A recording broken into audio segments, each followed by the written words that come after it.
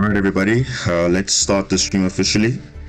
I just want to see the deck list. I'll show it just now. Just want to formally welcome everybody. Hope you guys are doing well. For those who celebrated 4th of July yesterday, hope you had a good time. For those who didn't celebrate 4th of July, hope it was a normal day and nothing too crazy happened.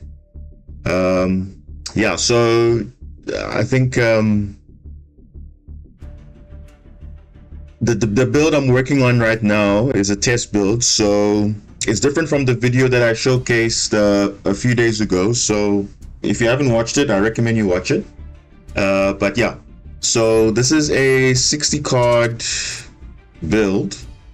It's basically a mashup of everything that we talked about in previous streams. We took into account certain cards. We brought everything together, so it's kind of like a mashup of everything that I've used.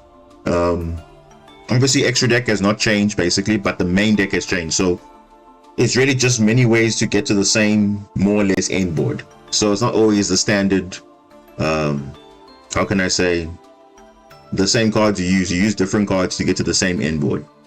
So you'll notice the one I published a few days ago, there was two different deck lists. One was a 50 card and other one was like 43, 44, I think. So the idea was the 50 card version was basically just a trimmed down version of this, which is just focusing on Marincess but small packages. And then the other one was just purely a pure build. That was like the 43-ish card version. So that one is just literally just focusing on the Marincess only, with small little engine with one Ron, one barrier, one June, and one small world, literally just to get our bridges going. But it's basically a Marincess build. So that's why you'll see last season that video had two different types of builds that I showcased there, but this one totally different. It's just that now we just bumped it up with the extra cards. So I mean, you guys saw firsthand. I mean, obviously it's just, I don't know. The deck is actually okay. It's not bad. It's just that obviously now, I don't know, in that Infernoble game, I don't know what happened, because literally he's playing two different decks. Literally he's playing Infernobles and he's playing Snake Eyes. So I'm like, okay, I'm thinking this guy's playing Snake Eyes, but then I see, hey, he's got Sublimation Knight in the deck. I'm like, what? So he's playing basically two decks, because if one stops, he just has another way to play. And like I said, the Rhoda, the reinforcement of the army, searching that fire lady basically changed everything, because he was able to extend further, which was kind of annoying, because that basically was like the choke point of the game. But yeah, we also we obviously had the Ash and everything, and you had Maxi as well. But yeah, you know, it definitely is a very interesting build. If you look at the previous stream as well, we were doing pretty well, despite, you know, you think, oh, 60 cards, how often does it break it? Not actually a lot. It really I would say we have more playable hands. Even if we have like maybe one name and something and like other stuff, we can literally play through some stuff, which I think is always nice to have different options. So you also see a different style of playing the deck, not just, you know, the standard way, which obviously is not ideal, but remember, at the end of the day, you're having fun. So as long as I'm having fun, I'm enjoying killing. Like you saw now, that Tillerman player, we faced that same guy twice. Remember, we went second and you went first, and we still were able to get through it, because he didn't understand what we were doing at all.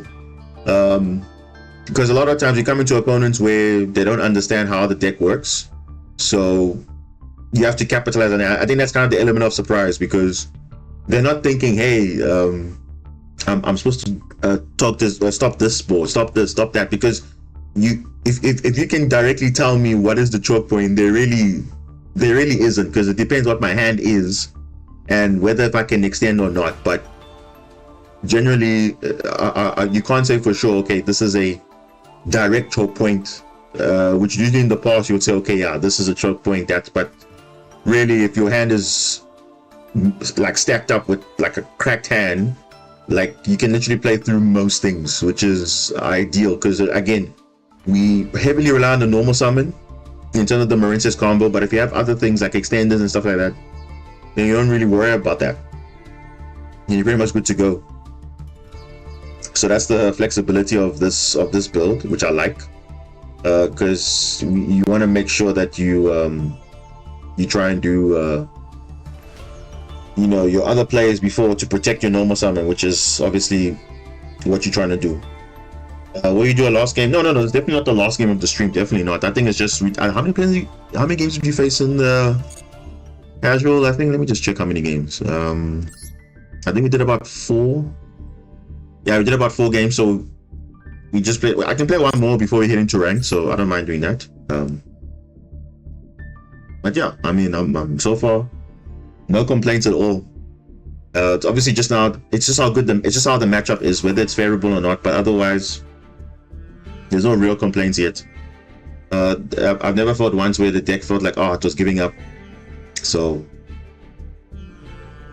I know it's all good. I expect people will be joining as we go along. I mean, we're here for quite a bit.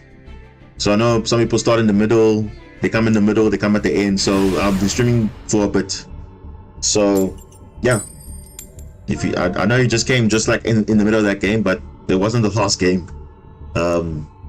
We've only been streaming for like how many, like literally like an hour 20 minutes, which is literally not nothing. So you literally like just in time, I would say. And normally the real stream starts when I get into rank, so yeah.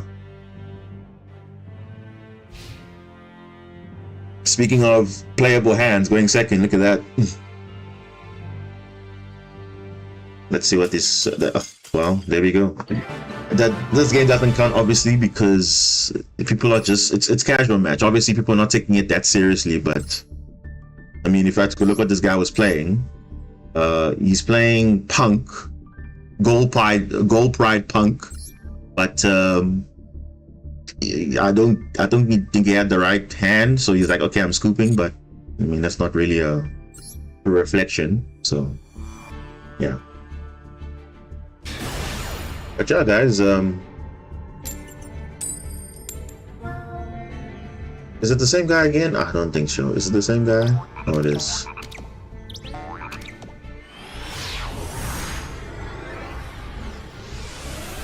Oh, it's a different guy. Okay.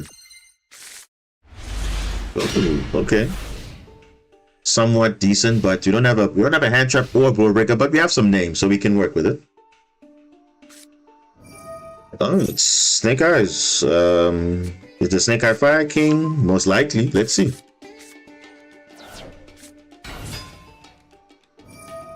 Let's see. They have full combo, so they should have the usual standard board.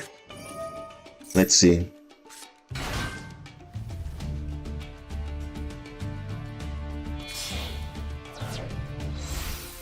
Yeah, Snake Eyes.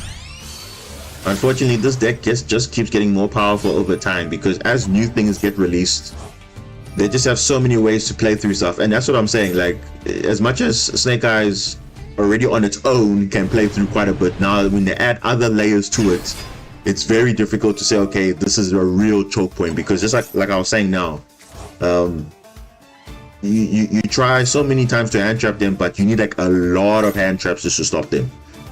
Sometimes even a drawn Lockbird is not enough, because if they have enough gas in their hand, they can still play through it. Like it's just crazy. So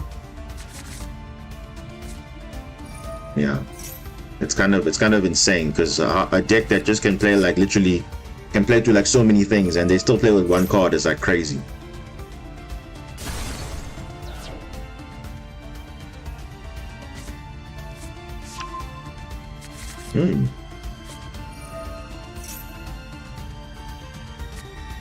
Okay, so Kieran I know is in the hand now, so if I decide to target a fire monster, let's just be wary of that.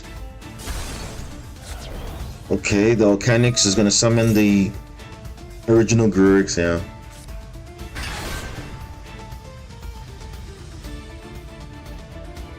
Yeah, by the time they're drawable, they've done searching their main stuff, and it's just if they start with Bonfire first, they're just seeing, okay, what do you have to start off, and then you go.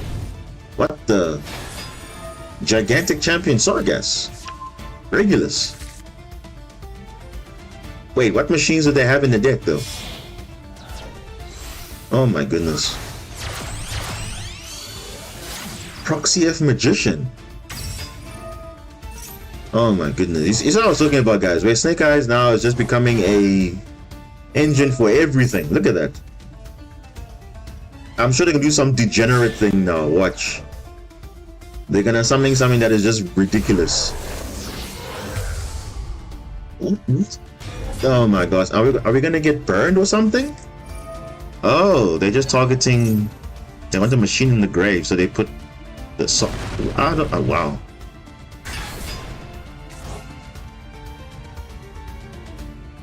Inflict burn damage. Okay. Yeah, it looks like it. It's not once per turn though, because it's a soft once per turn. So if you summon it again, it can activate again. Yep. Promethean. Yeah, it's literally just FTK. That's what I'm saying. This is so like, I don't know. It's becoming I don't know. And someone was literally talking about it on one of their videos. They were saying like, you know, Snake Eyes is just becoming an engine for more degeneracy, and this is exactly one of the cases. Now look at this. Now I'm getting FTK'd now. When do you see Snake Eyes FTKing now? It's so unlikely. There was another combo I saw where they literally were summoning the Apex Avian with the Sumo, and with the Miss Valley, that card that summons itself every time it's returned to the hand, like literally infinite negates. And you couldn't target the Avian because it's like, okay, yeah, this is literally like, what is this, man? Like, why are these? Ugh, I don't even know. How often does this pull off in ladder? I don't even know. I've rarely seen this in ladder.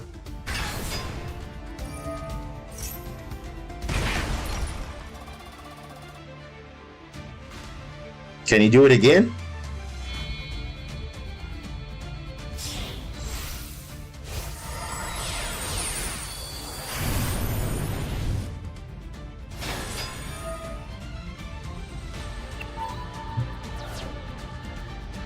Yeah, I know it exists, but I mean, like, the question is, why are they now worried about that now? That is crazy. Now look, he's gonna summon again materials.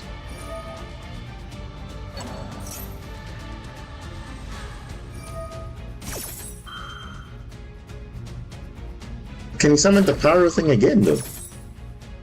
Because that thing only summons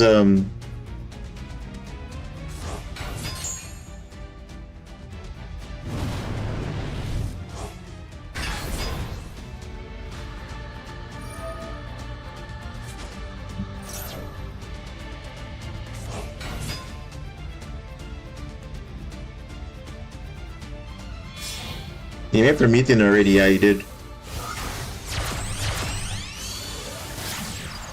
Rock Lizard, what? He's gonna fusion summon again. Are you serious? Wow. Like, literally, this I don't understand. Like he pulled it off again. What? I don't understand, guys. What? Like, I mean, I understand why it's there, but the thing is, how often do you pull this off there? Because I know it first don't kill decks. The problem is sometimes if you disrupt it at some point, it becomes like, you know, not as viable. But like you said, it exists. But I mean, I don't know. It's really something else, eh? And that's what I'm saying. Snake Eyes is becoming degenerate. As much as it's already difficult enough to deal with, now it's like enabling other lines which are like crazy. Like literally, I told you I faced another guy where he was literally playing Snake Eyes only to get into the infinite negate combo, which with the Miss Valley Apex Avian and the Miss Thunder or Valley Thunder or whatever. Infinite negate. And I'm like, how am I stopping this? Because like, I was like, he had his regular Snake Eye combo plus that. And I'm like, I don't know. I think Snake Eyes is just another mistake of a deck, clearly, because it's just like, wow. It's enabling so many things.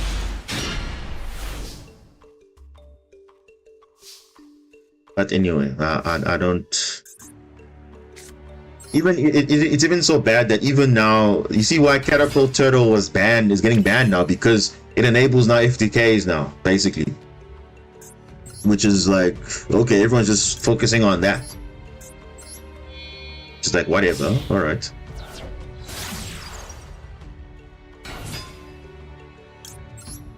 Which is interesting.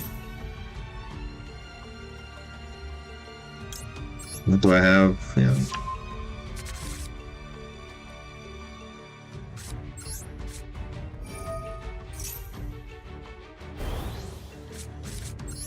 He's probably got Maxi, but he's probably gonna use it over Ash or something.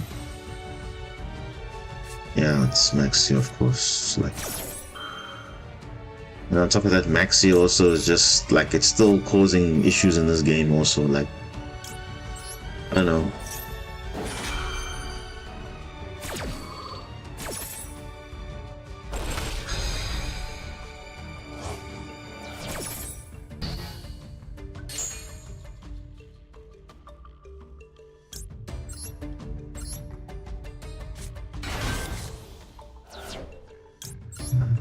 Something else, right?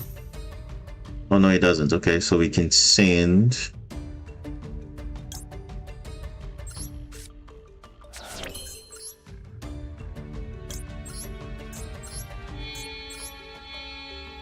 Yeah, the thing is, it's gonna get to that point now where all these broken cards are coming to the game, but yet Maxi still exists. Like, I don't know. I mean, yes, the OCG has that same problem, but they have a side deck which they can kind of like, you know, kind of mitigate that issue. But there's no side deck here, you know. I think if there was side deck option, then yeah, maybe, you know, then people can say, okay, yeah, we can kind of contain that thing, but you can't even contain it. So how do you even deal with it, you know? Which is like, wow, that's the problem.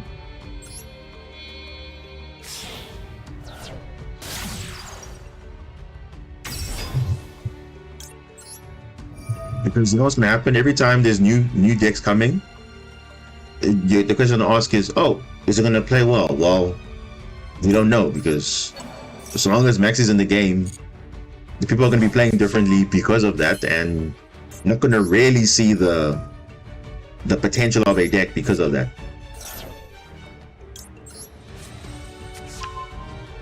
But I guess that's what it's there for.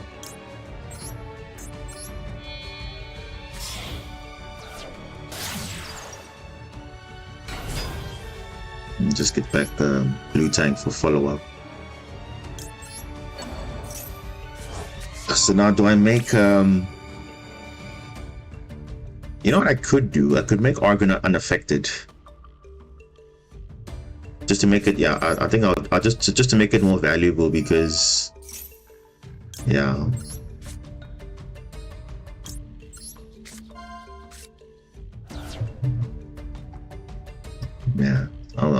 I'll just do that, because that's gonna be more. I don't like making like Argonaut without being unaffected. It just doesn't make sense. And plus, how often do I actually summon her? Let's be honest.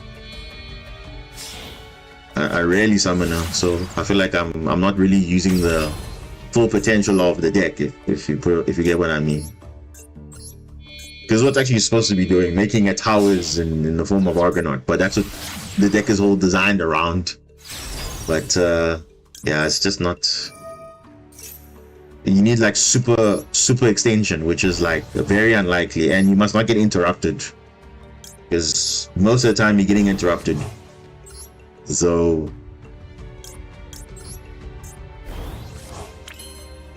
but hey, double wave, spell and trap negate, it's better than nothing, right? So let's do it. Why not? At least if you can close this game out, at least we can say, okay, we're ready for ranked, because I know there's gonna be another shenanigans again, so we'll see.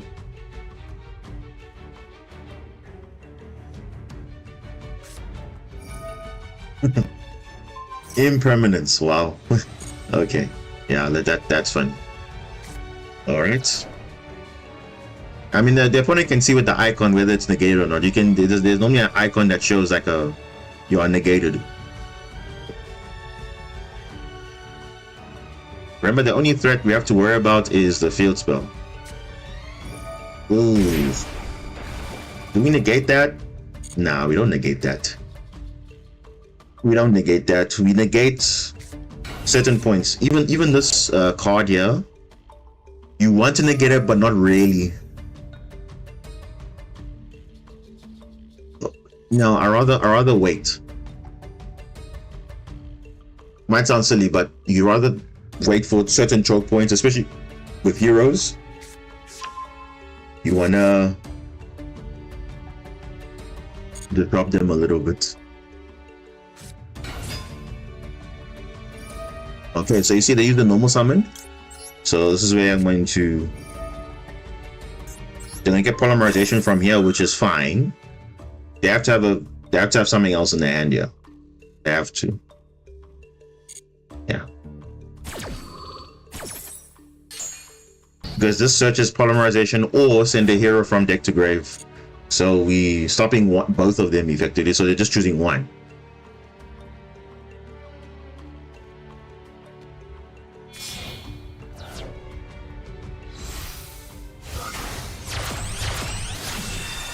Isold. Yeah. No, we don't negate this. Isold, never negate the first effect. Negate the second one.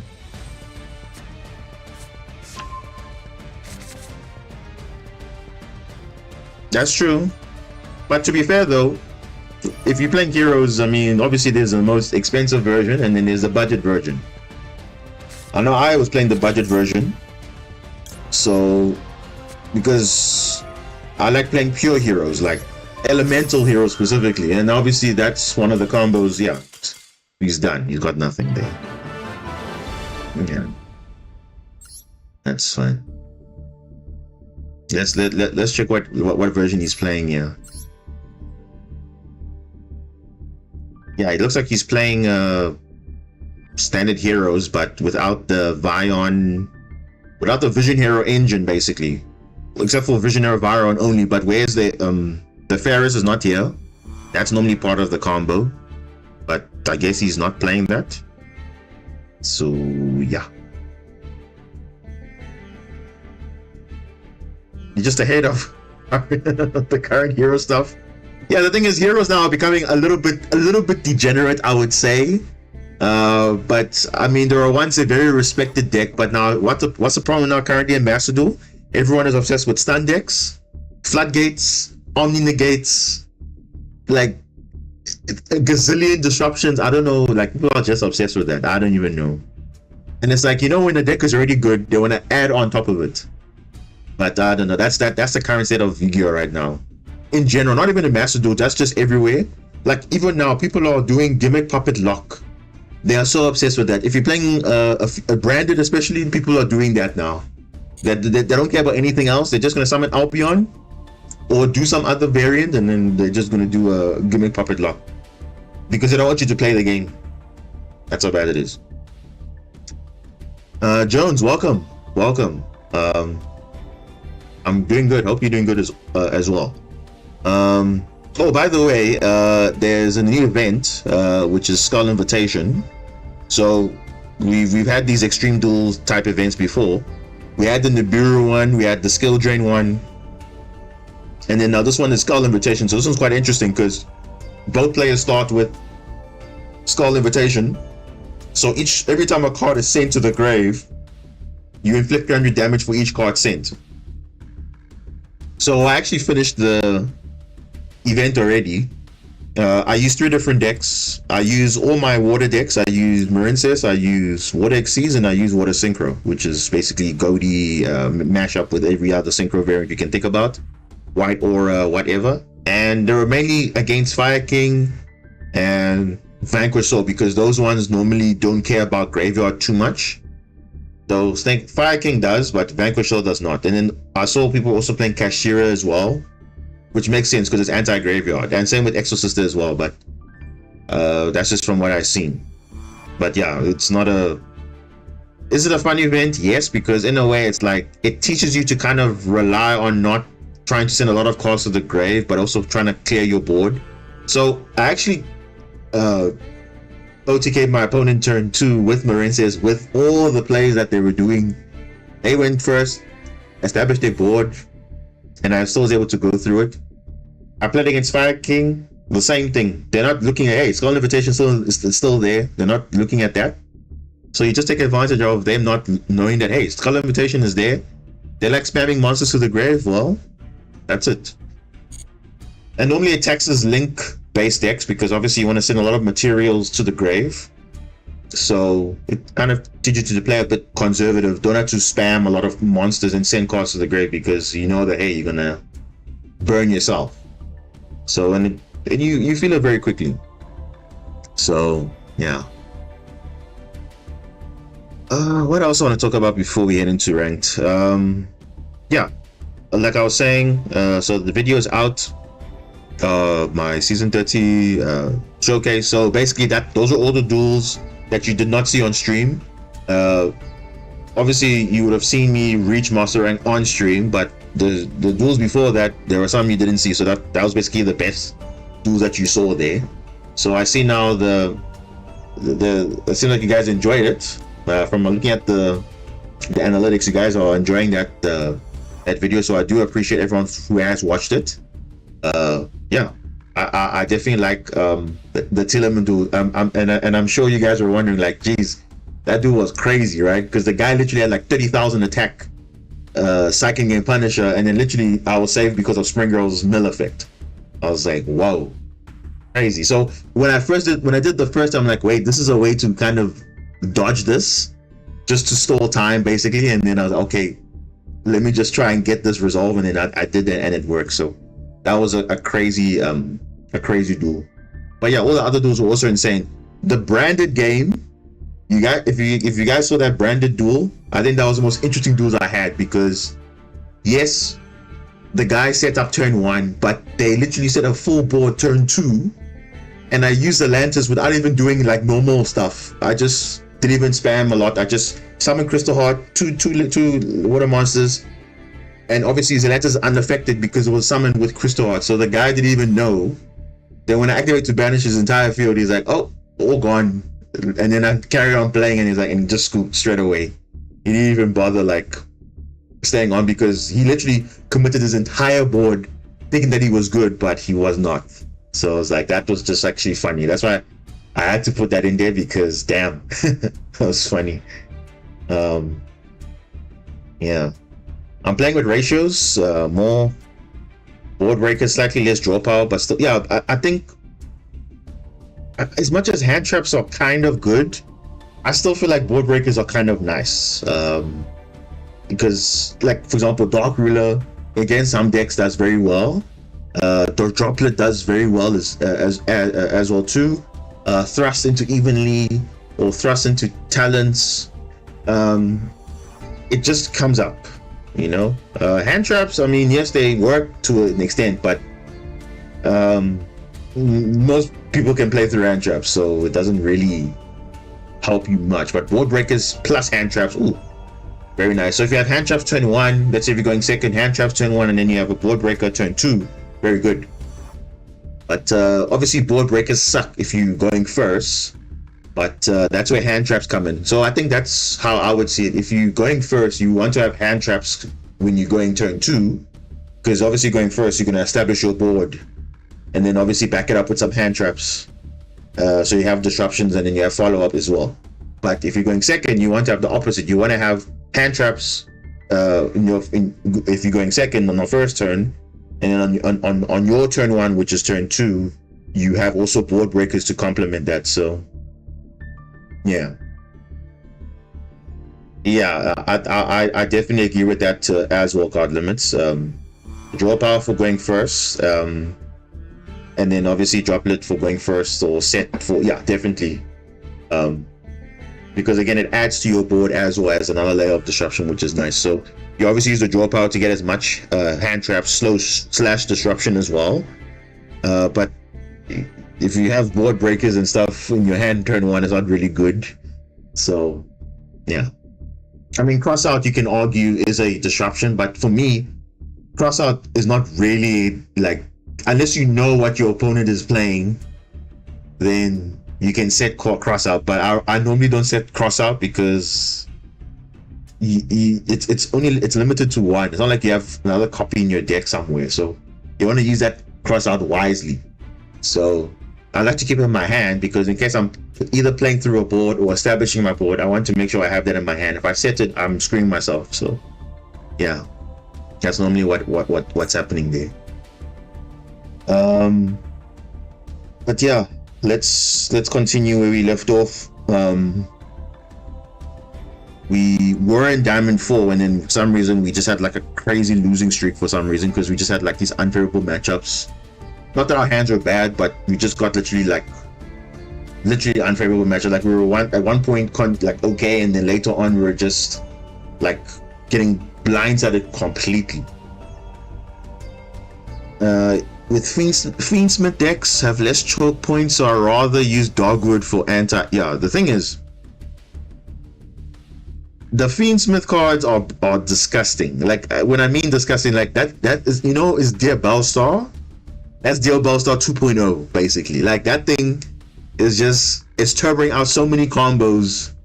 It's like it's like, so it's almost like, you know, when Hulky Fibrax going into Auroradon, going into all that wombo combo, basically that's what Fiendsmith is basically now. Like it literally is, it's the same goal to get to the certain point, and then after that you do whatever you want to do after that. That's what it's doing also. But yeah, but the thing is, you can stop them, but not really, because they just can play through a lot.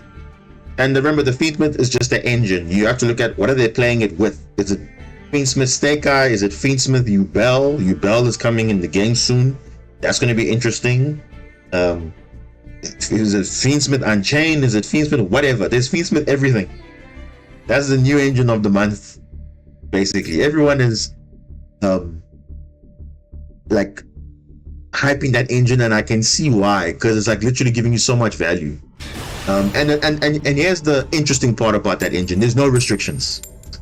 There's literally 0 restrictions. And you know, when an engine has 0 restrictions, it's going to be broken. Just like, for example, as much as the Adventure engine was also good, it had restrictions. This one has 0 restrictions.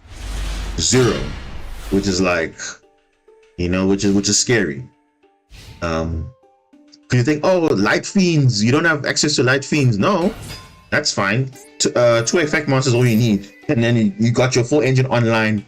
What? That's crazy, you know? And it's generic, and you know, generic cards, as you've seen before, constantly broken. So yeah. Okay, this is speaking of Snake Eyes, this is a Snake Eye engine going into Fire King engine. Literally, that's what's happening here. It will get worse when Fiendsmith comes into the game. It will be worse. Hopefully by that point they've killed this deck, because if they have not, then it's going to be a problem. So when do we want to use DD Crow here? Ideally, where do you want to use it?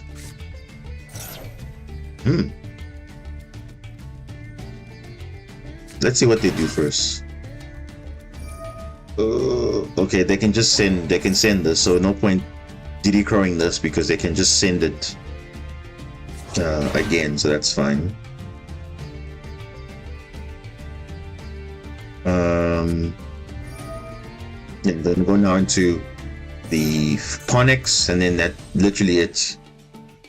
Okay, you said, remember what I said a while back? I said you must ban Original Sin for Spoil, because that will stop the bridge between all these fire decks. Literally, this is the only thing that's keeping all the fire decks in check, is the Snake Eyes Original Sin for Spoils. Because it's just like it's becoming a generic card in a way, because it's like if you have a level 1 fire in your deck, you can literally bridge. You can use Snake Eyes to get there, you know. Yeah, that's that That is the reality, yes. That is the reality.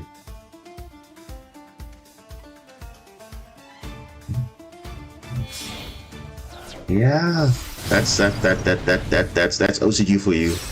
I mean, we saw about the recent ban list. They literally didn't care that, oh, they made a alternative Maxi, but yet people are just playing Maxi on top of that anti-Maxi or balanced Maxi in a way, you know, which is a problem, honestly. Just a problem.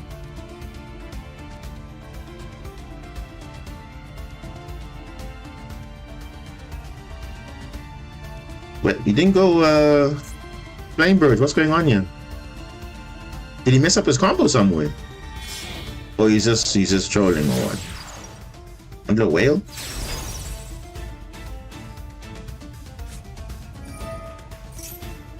Oh, okay, he hasn't.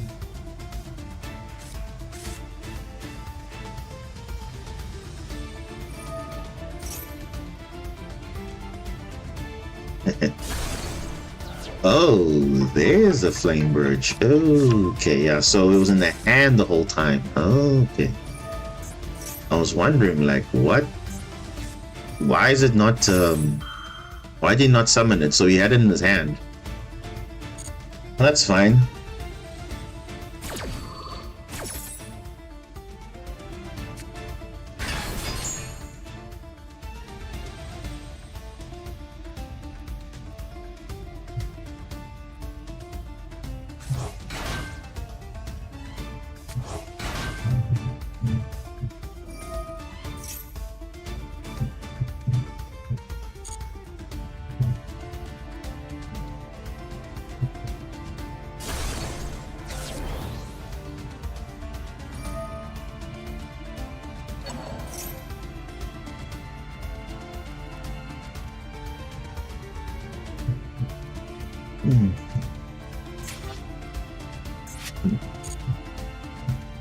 Which is why I always say it deserves a ban. Then the OCG and Master Duel formats would have to try when making a ban list instead of sending to 2 cards and saying, yeah, it's good enough. Yeah. Because now it just becomes lazy for them now. It's like, okay, here's a ban list, but it's not really fixing the issue.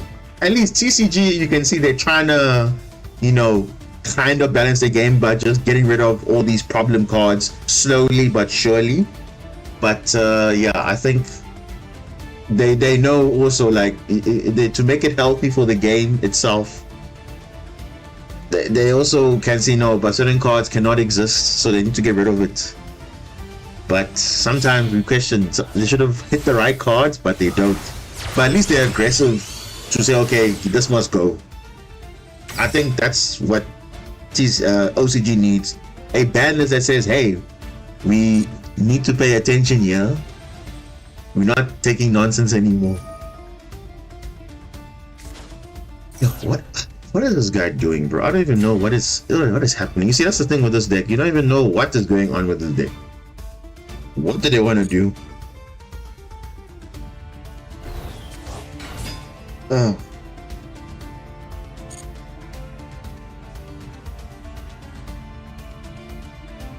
And remember, they started with 1 card, eh? Just 1 card. They started with Snake Eye Ash only. That's all they started with. One Snake Eye Ash gives you all of this. Which is like, wow.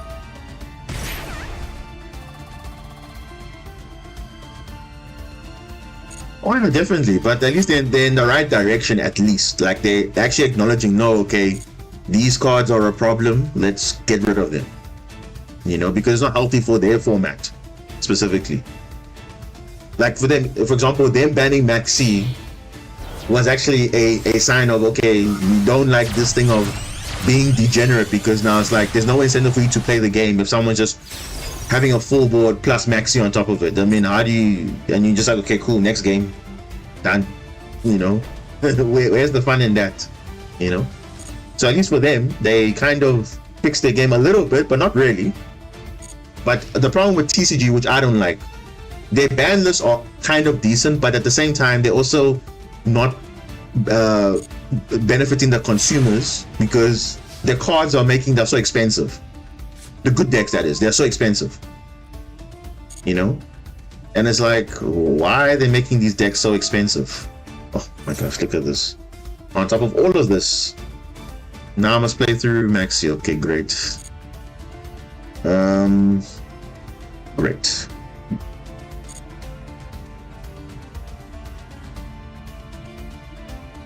Yep, that's true.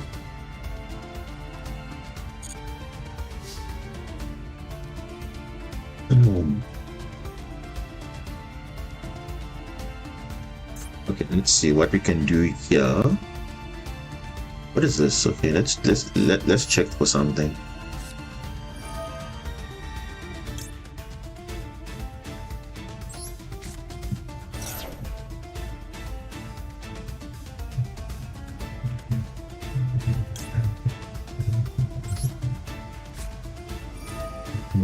These.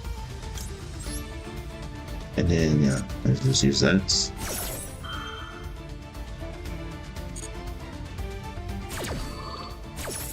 And just you can at least stop the Apollo USA at least. But then he still gets 800 because of the boost, which is crazy. But it's okay, it's fine. At least he only gets one negate though. But then again, can't activate because it's negated. So, what are we adding to the hand? I think a Spring Girl. Yeah, since we have, yeah.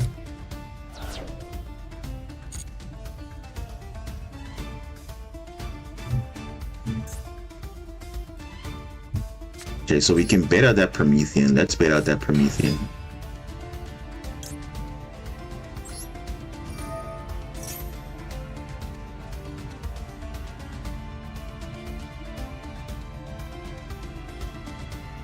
Okay.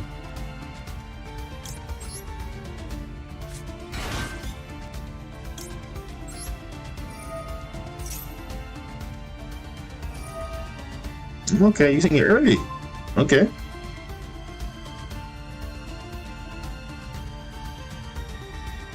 Okay. All right.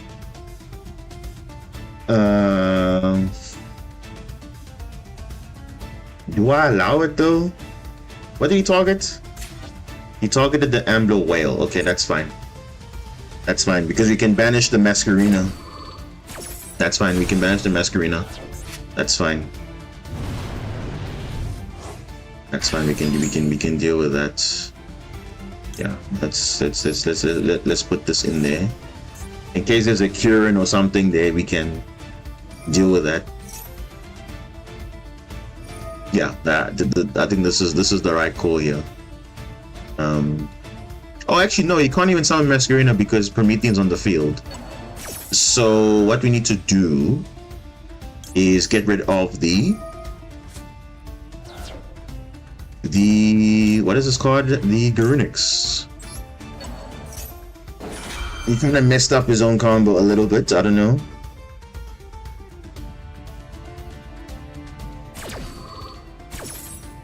Yeah, so at least not to worry about Masquerina going into Little Knight and... Yep, not everything's designed for you, that's right. He's drawing on top of drawing, mate. I don't understand, okay. Yeah, let's just try and do this combo here. He probably has Ash, which is also fine. I think we can also just accept that.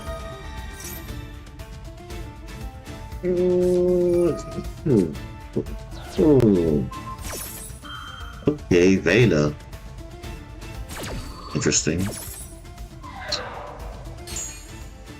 Okay, he can't Nibiru because he's got Promethean, but it's fine. We'll just have to see what happens. I wanna get rid of Piscalis.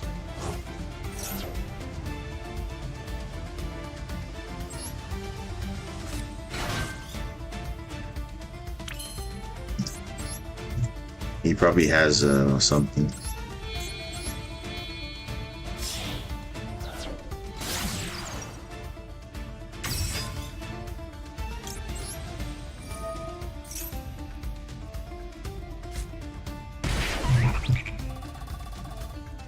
He probably has another Velo or something. Knowing him, he probably has one.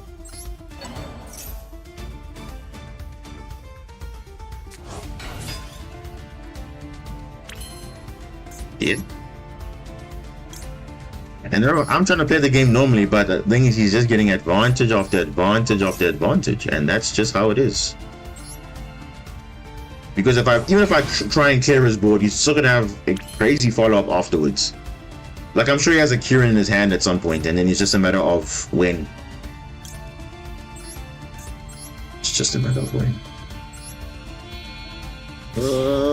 Well, I'm just, yeah. I mean, I've had these games like this before where they just have full board and they still able to play through it somehow.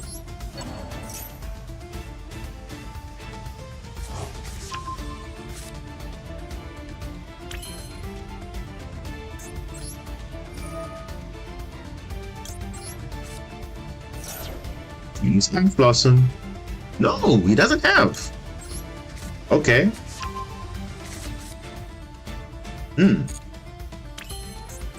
Doesn't have. Okay. Well, I'm giving him draws, but what choice do I have? If I have to play the game, I gotta do that.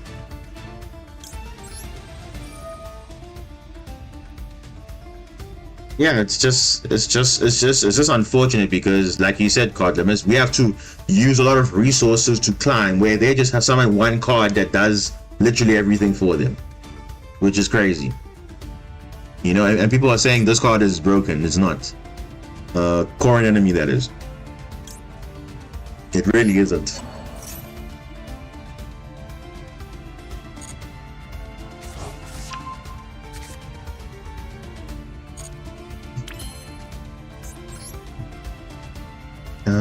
I'm thinking, what do I do here? Do I just go? Can I bring back the Scalus? Yeah.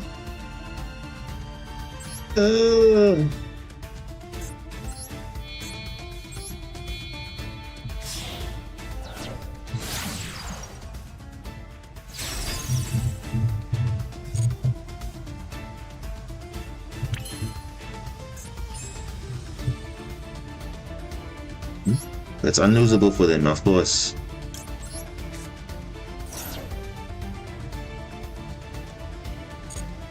I'm literally doing what everyone else would have done, just play the game normally.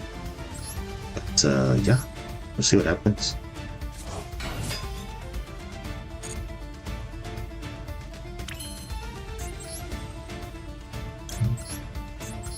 I mean, if he has a Vela, yeah, it's fine, but I don't have a choice. I have to do this. Getting a billion cards, yeah, it's unfortunate, but that's what it is.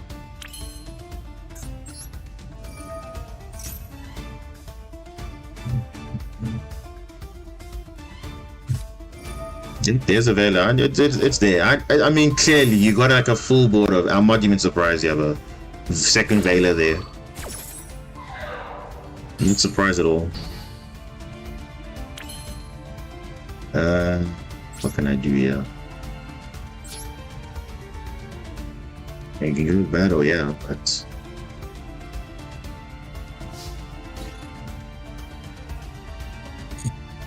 let me just crash the Apollo. Let me just get rid of this.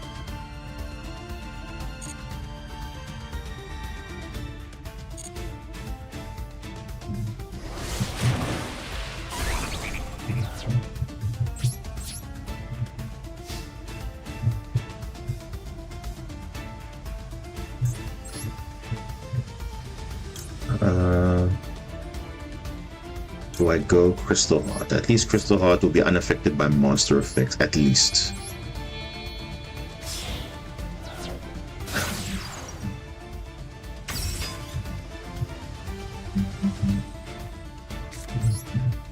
Yep.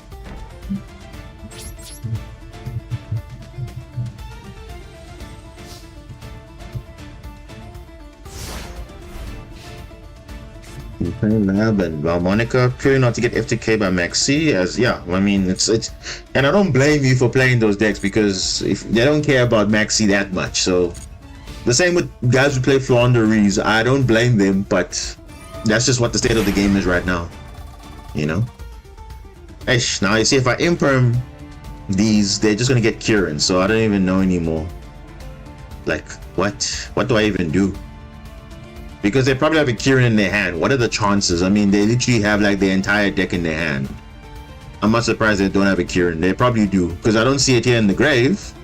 So definitely they have it in their hand. So if I imperm this or if I use wave, it's probably not going to work.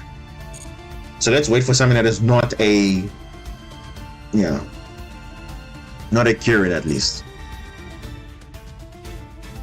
But I can also just crash into it as well. That also works.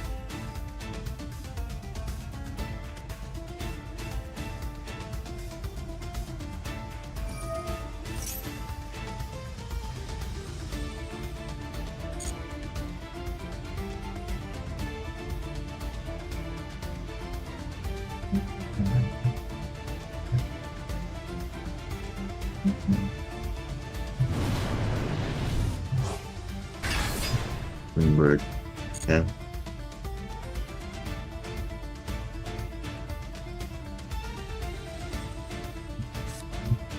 Oh, of course. Of course. Aversion, of course. Of course. Of course. Now I have to target one of these. Because and then he's gonna have Kieran to dodge it, and then it's like it's game over. So what do I do? What do I do? Please use Kieran, please. I know you have it. Use it. You literally have it. Use it. What? He doesn't use it. There's no way. How does he not have it?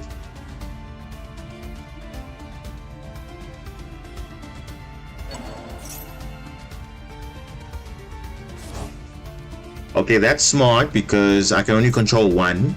So I cannot summon another one. That's smart, okay. Very smart. That's smart though. Very smart.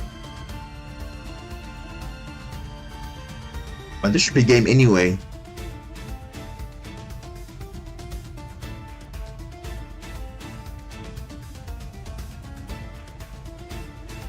This should be game anyway, right? He has 8k. Yeah, this should be more than enough, yeah. But he could have just gone for game. I don't know. What is he?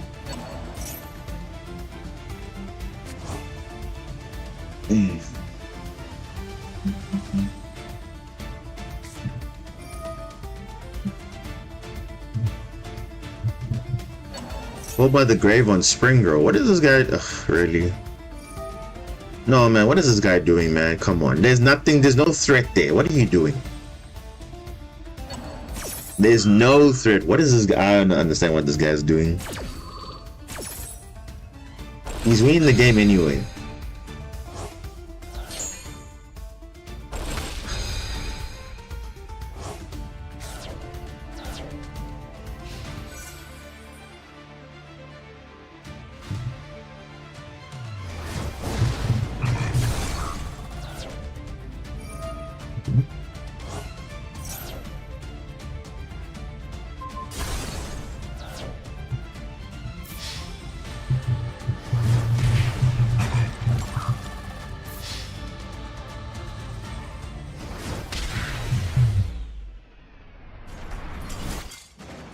Now again, you ask yourself, could I have played through that board? Absolutely, I could have.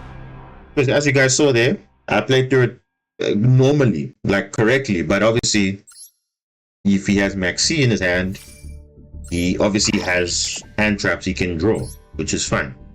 You can't do anything about that. So it wasn't. I wouldn't say it was a whitewash per se. It was literally because he's got card advantage, and that's it. That's it. But in terms of breaking the board, I pretty much simplified the game state where I was just able to summon still monsters. It was only Maxi that was giving him card advantage. That was it. So, yeah. But let's see. Okay. Decent hand, but let's see what happens.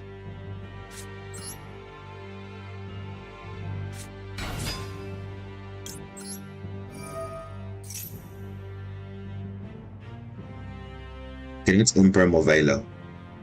Or it could be just Maxi he's just holding, but he's not saying it. Yep.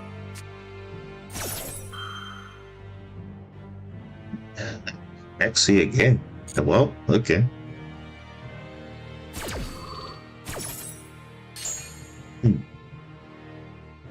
Now again, do I want to give this guy infinite draws? Probably not. But y'all are just to be safe than sorry. Let's just do this.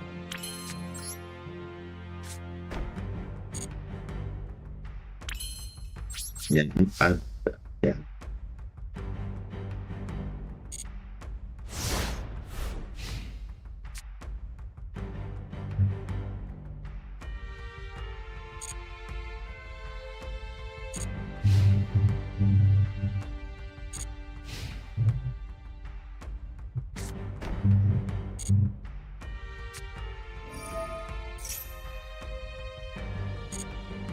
Fruits.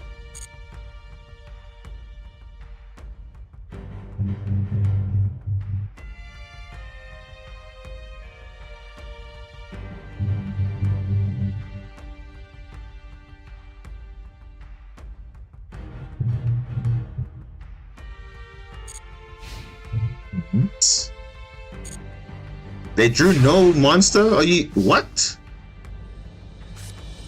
Is this a joke? What's going on here? Huh?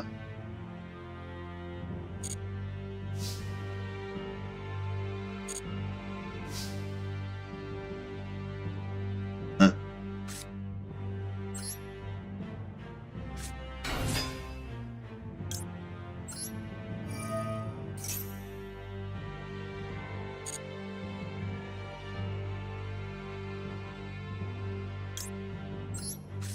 Okay. This guy got what? Okay.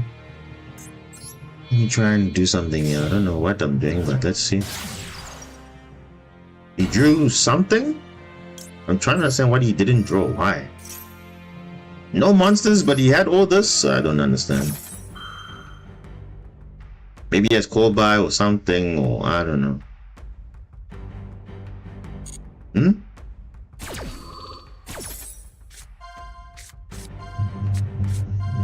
I literally just sent a Springer and I'm getting another one. Why? Ugh, well, okay. I'm not gonna complain. Let me try and go for a game here. Not sure if it's possible, but let's see. I mean, I do have enough extension to go through boards if there's something, but we'll see.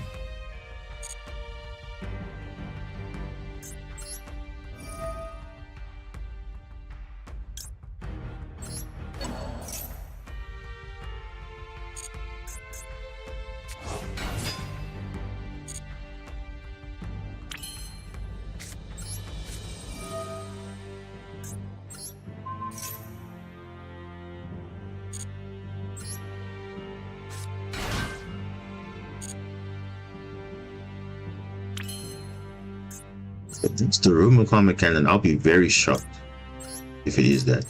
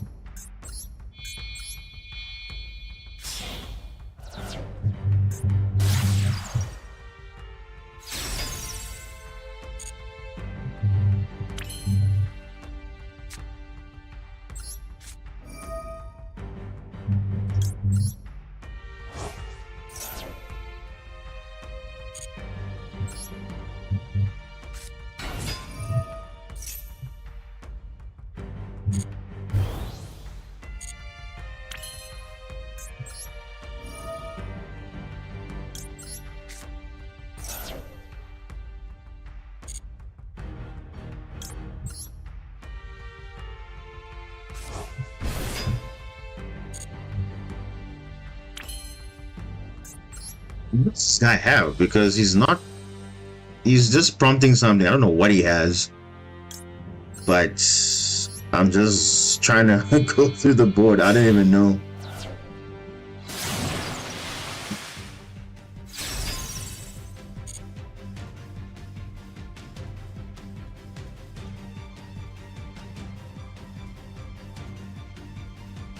Now or something? I don't know. Something? No?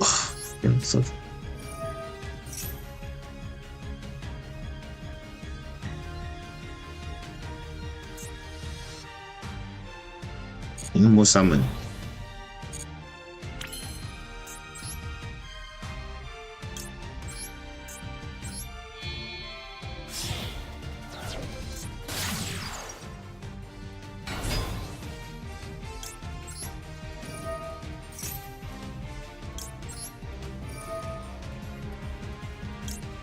Wait, I have a sprinkle already, so I need a. I just need that. So. I'm so confused what's going on here, but okay.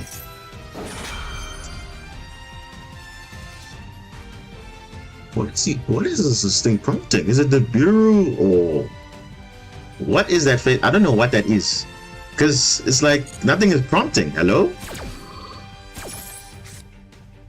Oh, Jesus, just some.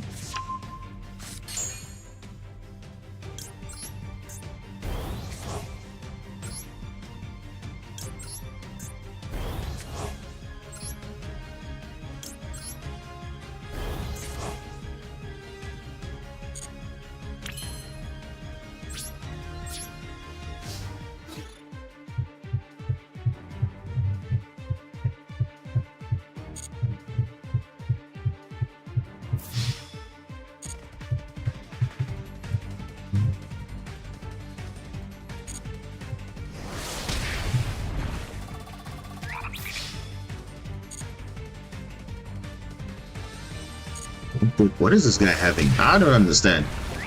What?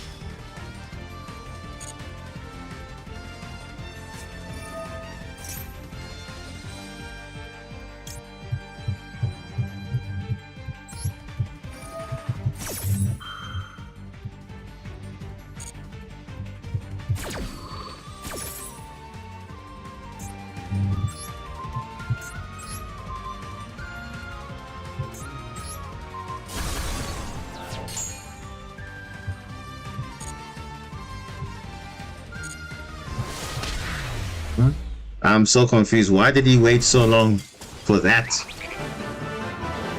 He could have acted.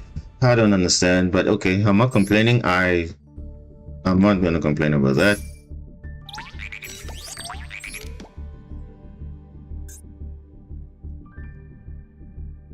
What's happening in the chat, guys? What's going on? You guys are talking about who got better losses between protagonists. Is that right?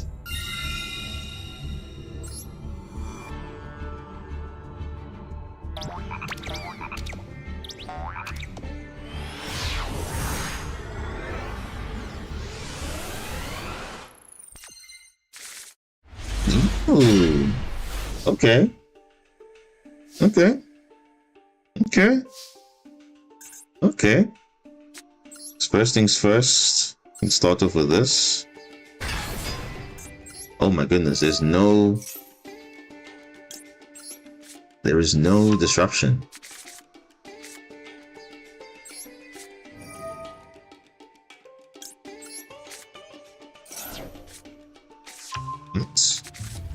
No disruption. Oh, that's nice. Nice. Let's just try and get this engraved. Send another one. Okay. We basically have full combo.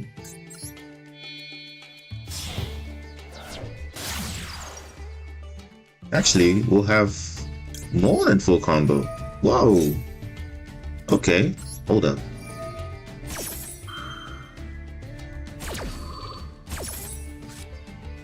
Yo, ice barrier as well? Hold up, guys. Hold up. We might have a great end board here. We have Ice Barrier. And we got the field spell, and we got Horus. Is this what I think it is? We're establishing a crazy end board here. If he has Ash, probably, but he would have probably used it.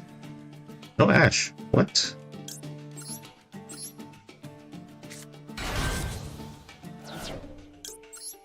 Okay. Wow. What are we doing? We're playing through. Yeah, let's put Basil. Let's put Basil there. Just for that extra layer of protection. Wow. Okay.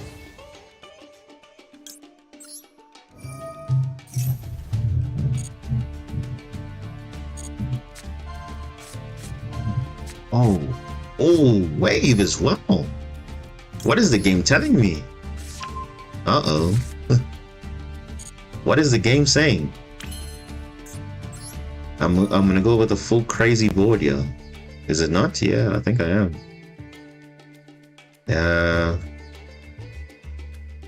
What are we doing? Wait, have I summoned? Yeah, I have. So I need to go. Yeah, I never just summon this. Doesn't really matter what I summon.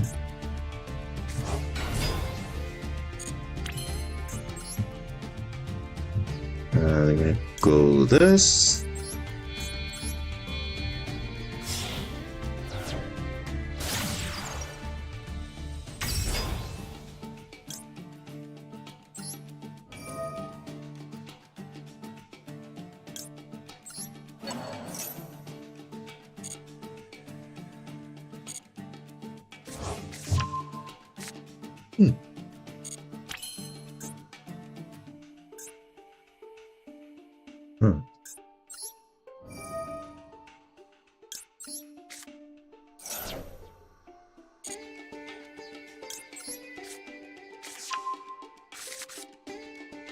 Okay. I think I'm gonna go with Bubble Reef here. Oh no, I think I should go Aqua, right? 1, 2, 3. No, I should not go Aqua. I should not. Because I got King Sarcophagus, so it'll be a bit of an issue if I do play this. Yeah, let's just go with this. I mean, yeah, I'll lose most of my field, but I think it's fine.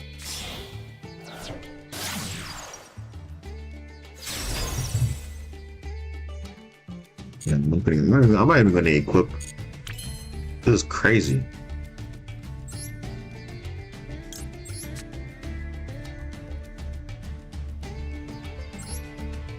Can put this guy here, and then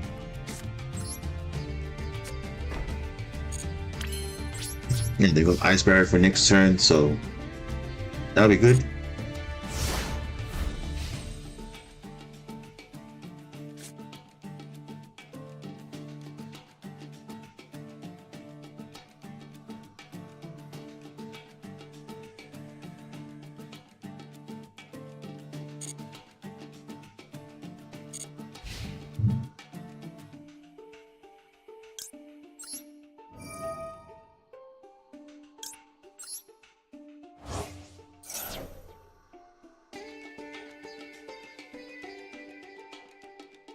I think this guy's playing Eldritch or something. It's got the sleeves of Eldritch. That's my feel. He probably has like something. So I'm gonna even summon the like Astro Ogre just yet. Droplets. Let's see what he's playing. You reveal what he's playing. Oh, he's playing Phantom Knights. Oh, okay. This is gonna be interesting though. Oh, smart, eh? So I can't chain the trap. Okay, that's fine. Okay.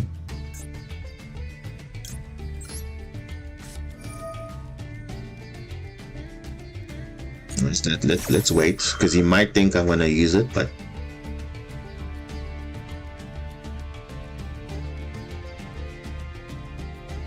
okay.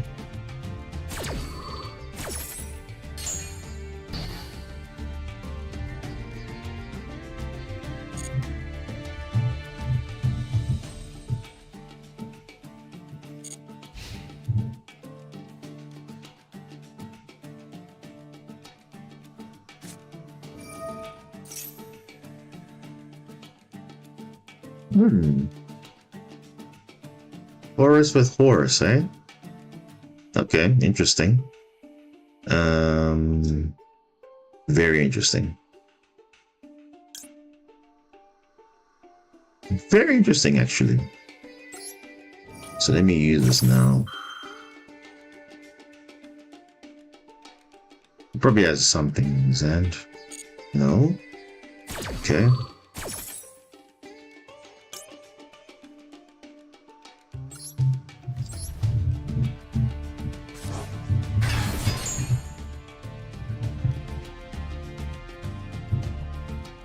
So he's playing Phantom Knight Horus, or Horus Phantom Knight. He's got 3 cards in hand though. That's a bit risky, don't you think? What is his end play though? Another droplet. He could have used it. Oh, he can't. Oh, he can only use 1 droplet per turn. Oh, okay. I was like, geez, what am I? Why can't he use the other one?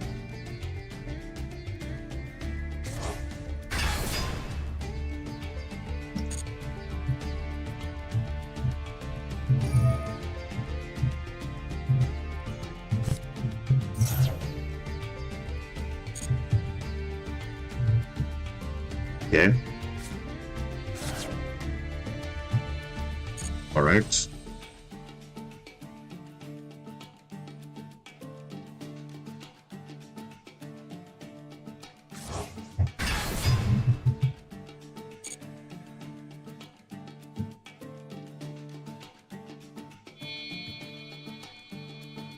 Wow.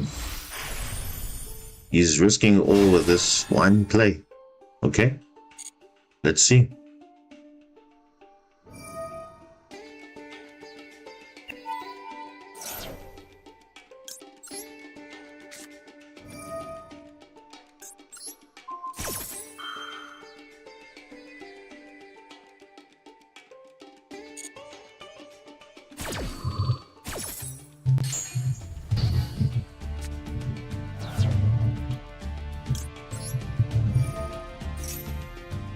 Reveal.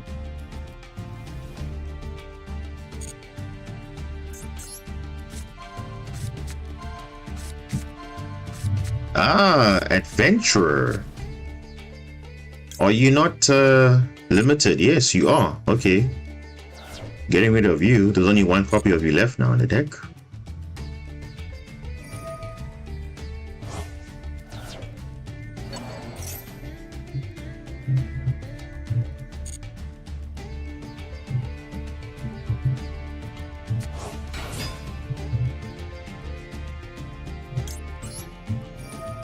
Activate the trap so I can look at your hand.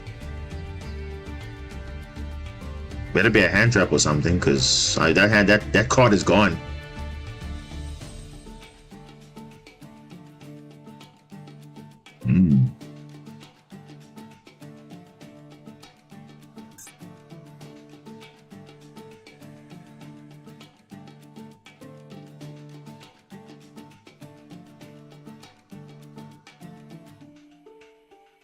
Okay. Call by the Grave. He could have just used it, but he decided not to. He's just allowing it to go. He could have just used it.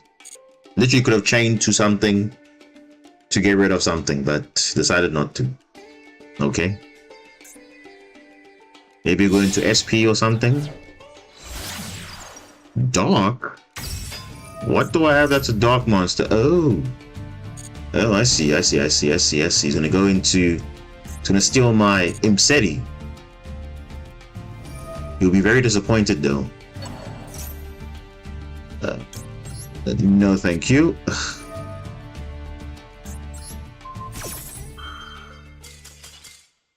GG's. Yep.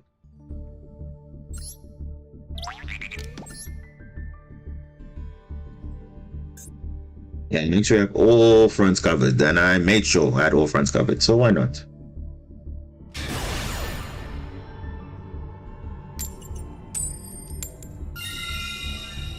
All right.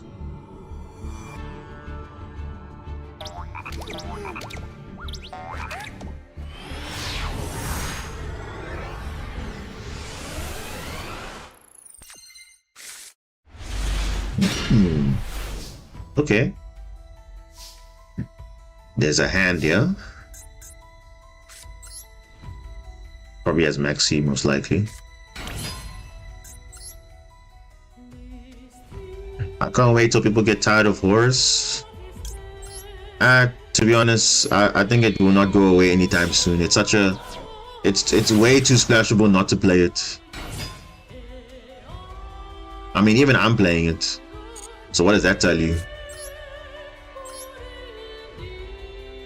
Yes, it is degenerate to some extent, but I mean, if there's a little bit of synergy in your deck, why not? Though obviously, engines obviously can be abused, but I mean that's up to the player, though.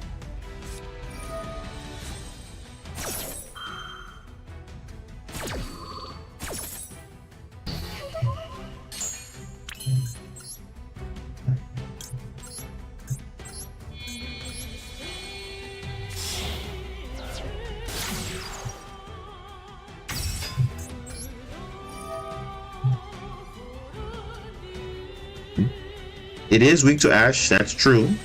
Especially if that's your only card that you can, like the only play that you can do. It does hurt your plays a lot. But of course, it's high risk, high reward, right? So, and that's true. That's true.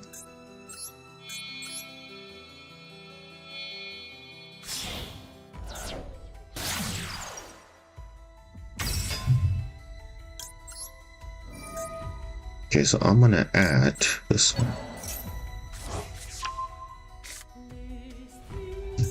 Yeah, this unfortunately we'll have to do.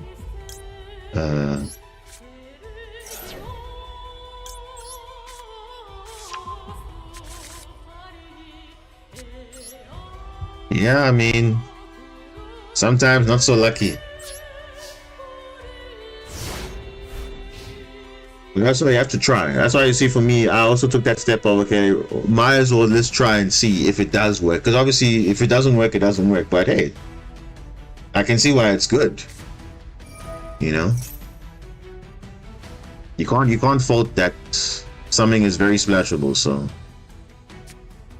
oh, you're playing Element, okay, fine.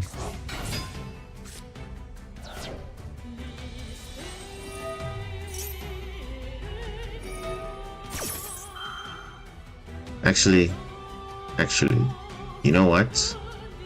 I'm actually gonna negate this. Because he's used the effect already of Rhino, so he has to draw now Sharon and hope that they get something. And then it's like, okay.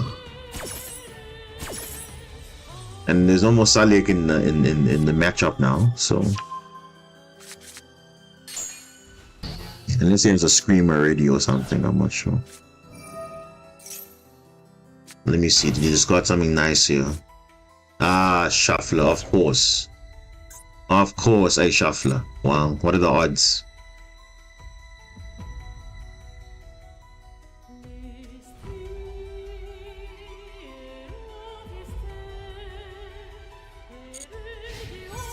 This game is full of degens. Gotta ride the trends. I mean, I'd say it's just people being creative. I don't know, but I feel like there's a difference between degenerate and then just beyond toxic. I think, yeah, there's a difference.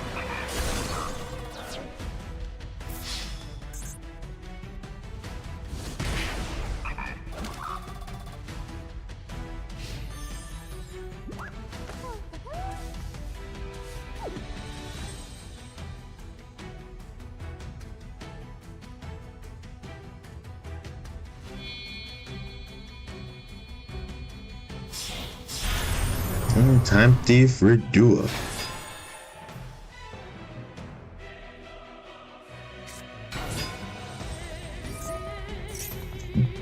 This guy really thinks I'm gonna give him that chance. No, thank you.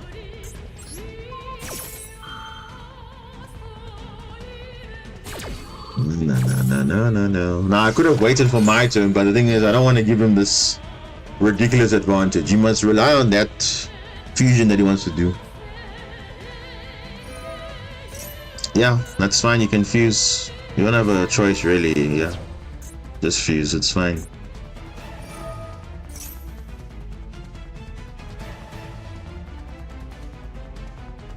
Because either way, it was gonna happen now or later, so might as well just do it now.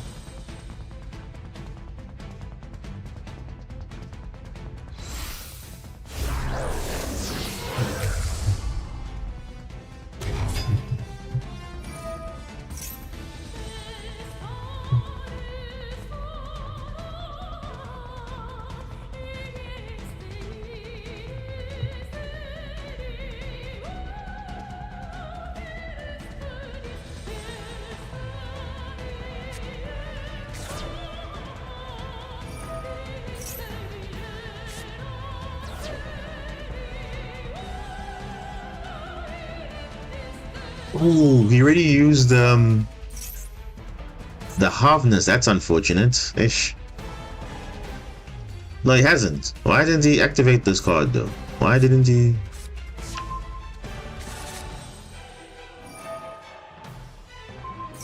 He didn't activate Harvness? Why not? Wow.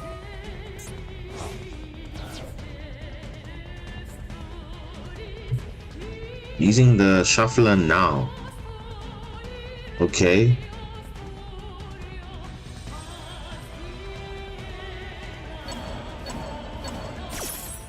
Okay. Okay, so I guess he knows what he's doing, kind of. But a bit suspect though. He should have activated Harvness though. But let's see what happens.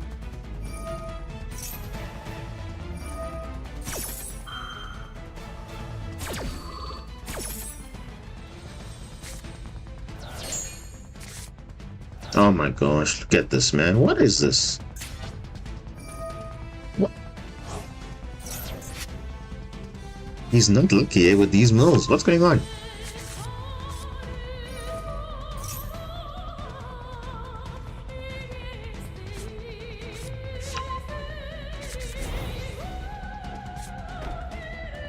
So I know that's meta noise.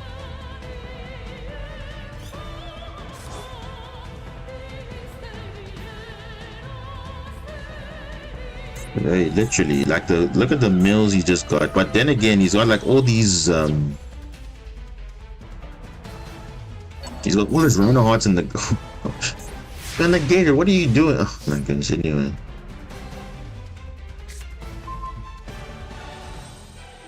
Okay, there's one way to stop them from fusing. Okay, so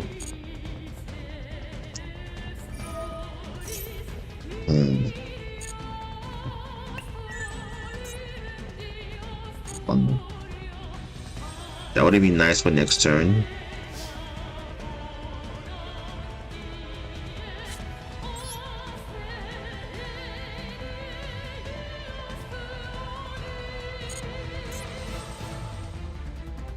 Could finish the Kalos, then at least that's out the game. Then he won't only have like Kalos and Kaleido Heart to fuse, because he got all his Rhino Hearts in the grave. And literally all his other stuff, so I don't know. Because you know this is meta noise, we know that's there, so nothing else we can do.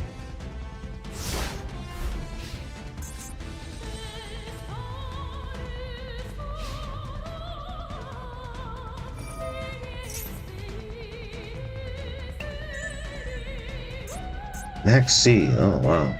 Wow, that will be another nice draw as well.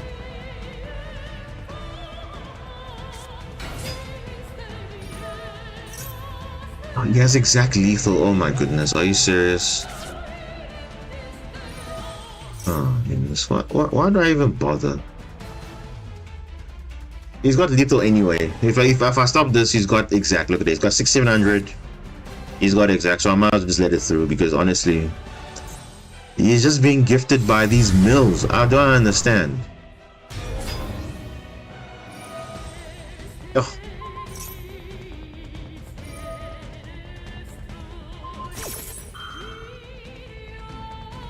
Oh my goodness.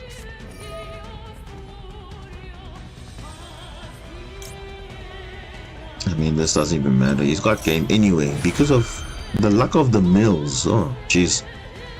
And it's every time I face tier, there's always this thing of they have a shuffler, they have something, which is just like, okay. It's so interesting every single time.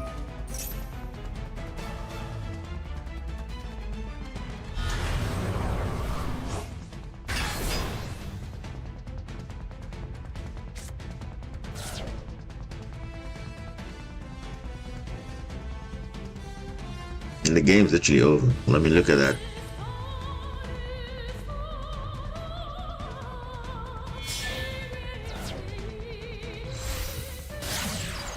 Is he not done? What's going on? Is he not done?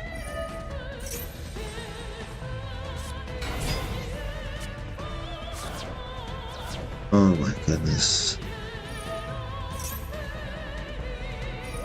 He just wants to spam, like, you see what I'm talking about. This is what I'm saying. The game is getting to this point now where instead of closing out games, you are just worrying about I don't know, securing something. I don't know. What do you want to do?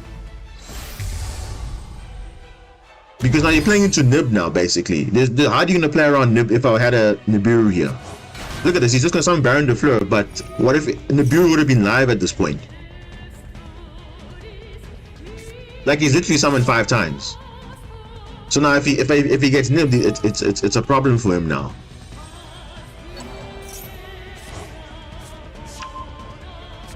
Like, he literally had game just on his field that he had already. I don't know why is he still going further. Like, wow. What players? Synchro in a fusion deck, yeah. That's very nice. And he's still what? Oh my goodness.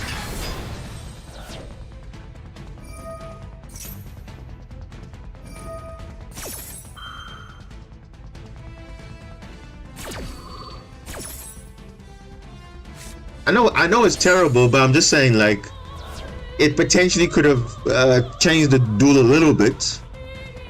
I mean, he's used all his fusions. So even, I mean, he's just opening himself up to potential Nibiru, but it's not.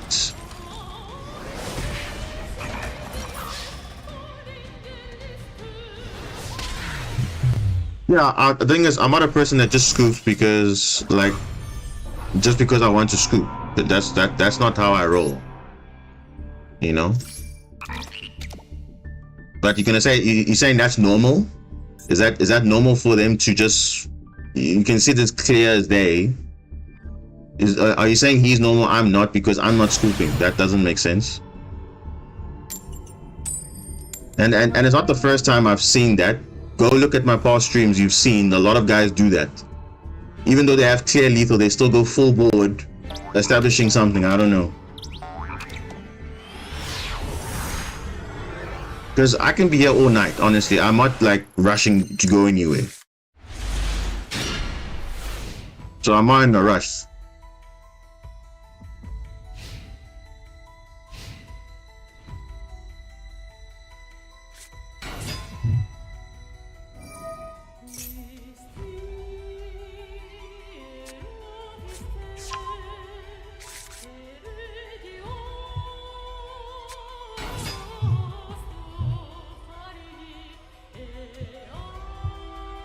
I remember one guy, he also did the same thing back in the tier format when it was tier 0. Like, he literally did the same thing. He was doing combos, he was still coming off, he had clear lethal, but then he messed up once. And then literally it changed the whole game because he was just keep on comboing off. And it was a mistake on his part. So, I don't know.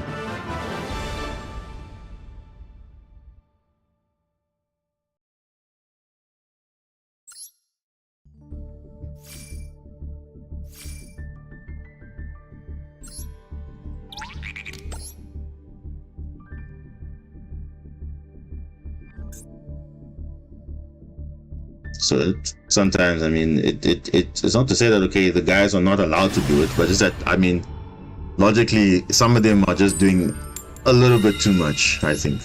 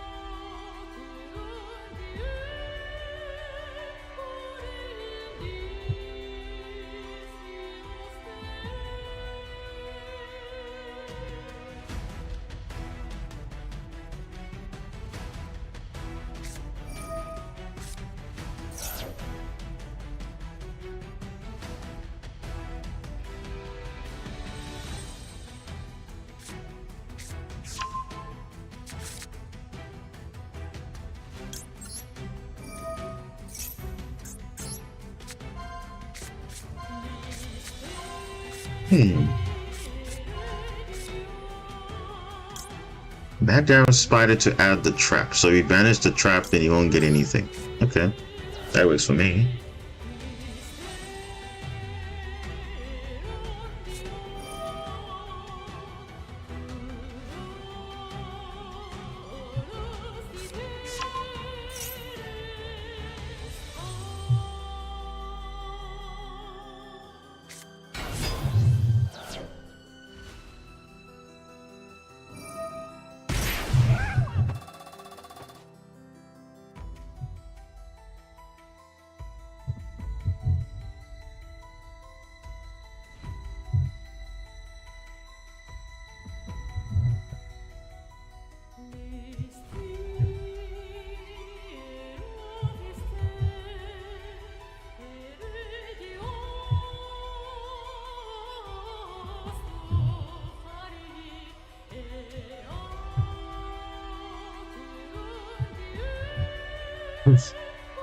You also don't like punk as well. Is it also because it's kind of like generic in a way? Because there's no lock on them. They can summon literally anything they want. So it's a pretty versatile engine as well.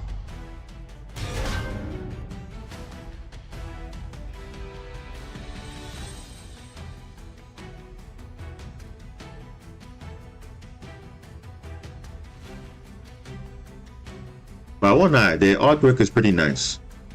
You can't fault that. Their artwork is pretty nice. There's nothing interesting due to it being generic. I mean,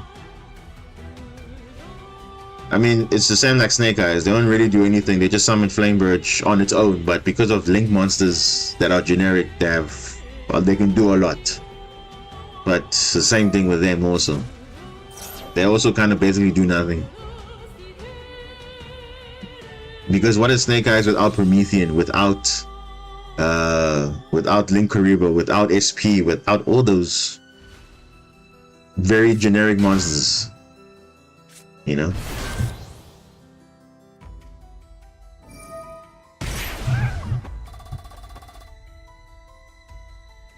Because at least you can say the only deck that really doesn't that can do something without extra deck like is Rescue Ace. They're like the exception to the rule because they don't actually need extra deck to win games.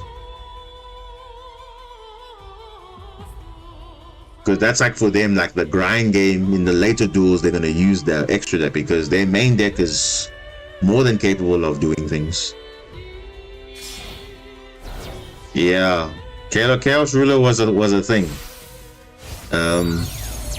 It was just like very easy because you see at this point here, instead of summoning the Jam Dragon Drive, they will summon the Chaos Ruler and then it just combo all from there.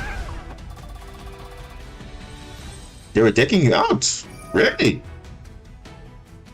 And no, it was just I saw it being used in other weird combos way before Gold Pride and all those other cards came out. They're even using Telements as well, because Telements used to use Punk as an engine to get Chaos Ruler, and then they go from there. So they use Chaos Ruler and Zombie Vampire, and then that's it. So Chaos Ruler was also kind of a bit broken because it was like so generic as well. But yeah, at least that card is not around anymore. But yeah. And the problem with any card in general, like although we might think, oh, it's not a problem now, but later on it becomes a problem. Because once a certain card, it's fitting a certain niche, it's like, oh flip, this is an issue. Yeah. Necroface. And I keep on repeating this. I literally made a video where I said, okay, when they Fairy Tale Snow wasn't untouched, and then they semi-limited Necroface, but that doesn't change the problem, you know, because Fairy Tale Snow is the one that's enabling Necroface to be banishing your entire deck. So get rid of Fairy Tale Snow, problem solved, because Necroface is not the problem. Because who's actually playing Necroface in their deck? Only those that were playing the Chaos pile or Isiju pile or whatever, because that's Fairy Tale Snow was just banishing cards consistently, you know. So they were consistently making those boards because Fairy Tale Snow is not once per turn. You can use many copies to banish 7 cards, which is ridiculous, you know. And again, it just comes down to it's a poorly designed card, that's all. Something more than that.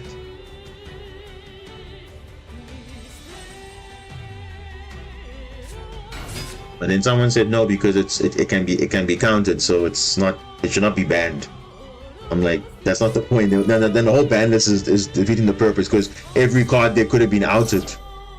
But it's not the point. That's the whole point of a ban list for a reason. It's to restrict power level, and not to enable, you know, degeneracy as well.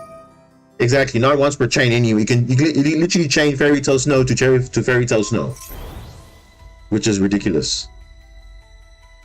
Because like you have to have like so many ways to stop it. Obviously, it's based on the number of cards they have, but at the time it was just ridiculous because they were playing 60 card piles, a Chaos pile, a Isiju pile, whatever. But they're just dumping everything into the grave, and they're just continuously fueling Fairy Tale Snow, putting in the grave, fueling Fairy Tale Snow every single time. So it was just like a problem.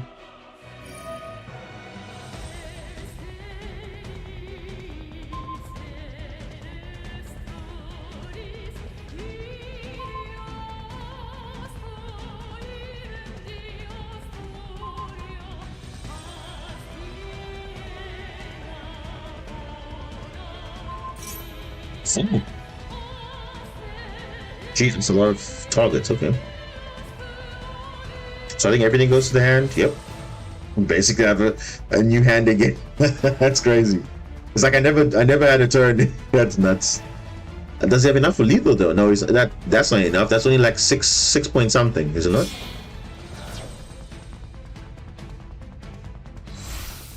Oh, psychic end, yes, we'll make it winnable. Yeah, there it is, psychic end. And he has lower life points, but yeah, that's enough.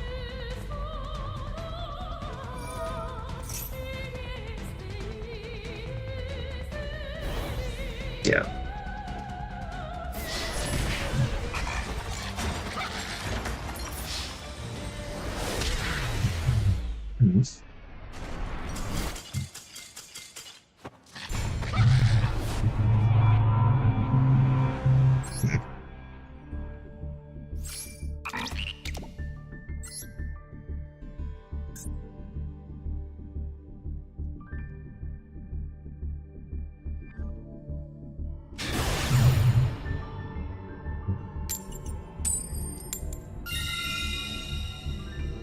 I could not agree more because, like, every time I see snow, I like this card must be banned already. Because it's really not a card that should exist in the game. At least TCG saw that no, they should get rid of this card because it's just a problem in general.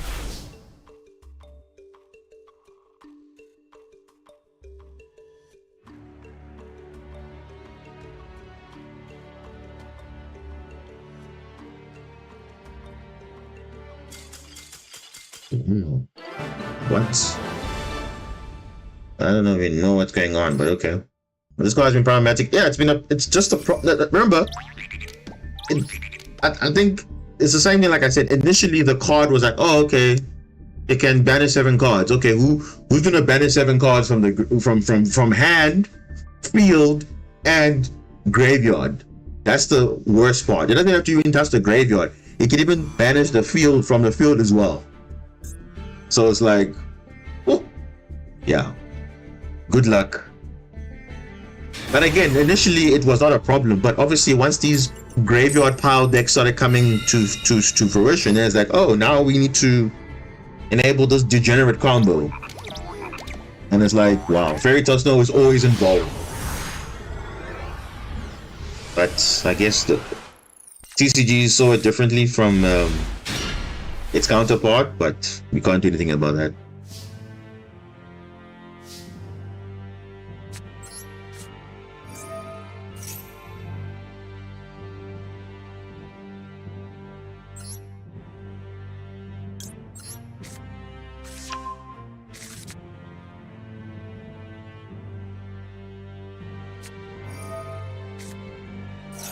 Shifter. Okay, this time we actually can kind of do something on the shifter at least. But then again, I don't know what they're playing as well.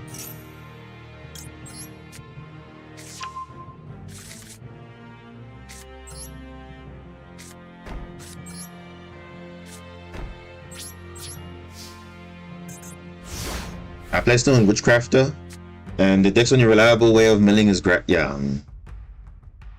But then again, Grandster's Green is limited to 1.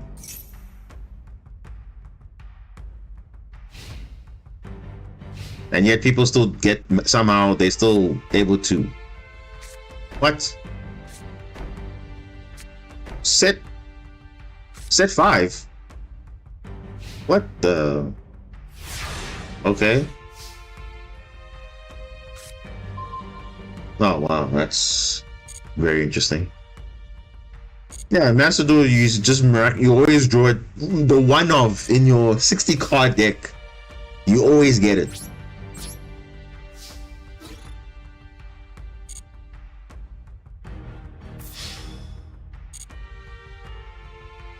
Oh, why didn't I say no? Why did I say no? I should have said yes.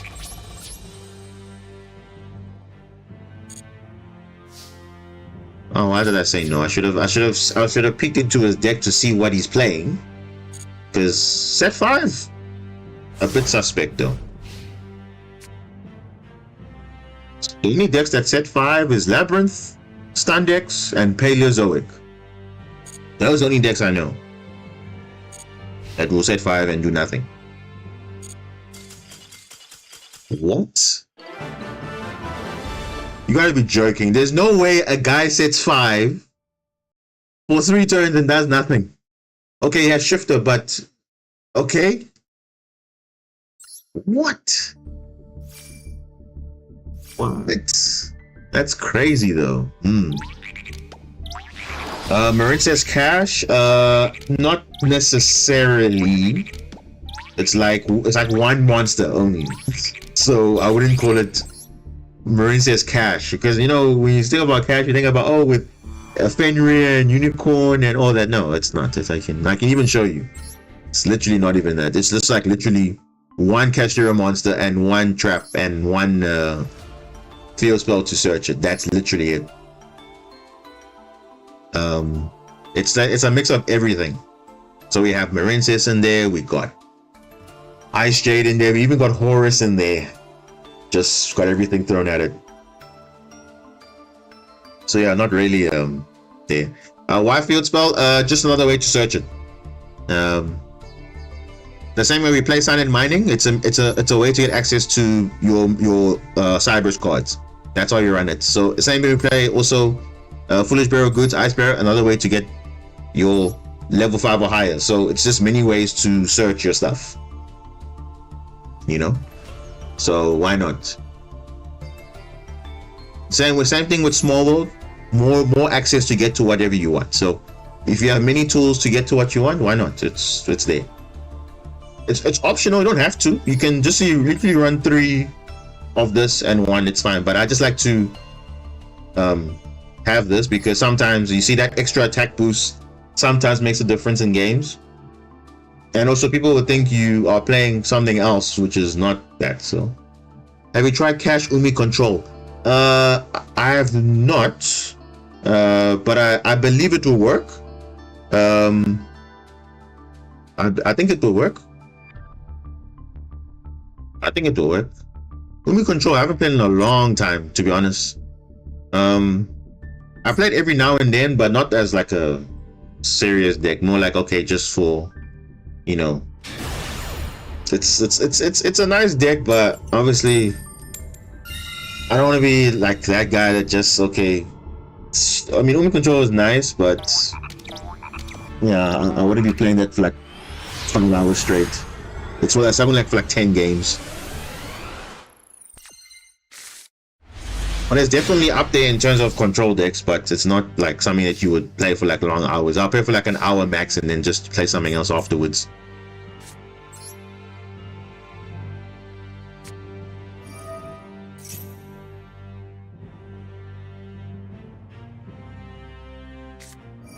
There we go, bait the Ash, there we go. Baiting out hand traps. Would have sent Ice Barrier. They could have added that also, it's fine. We have plays here. Still. So let me do this. He probably has Maxi also. Let him use it.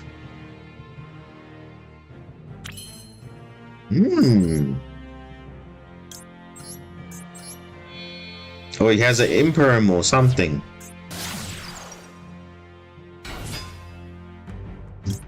Yeah. I wonder why you would ask that. That's also true. But then again, they also don't know what you're playing, so they don't want to take a risk of milling something that now. But obviously, then again, they can always ask whatever you put there. So.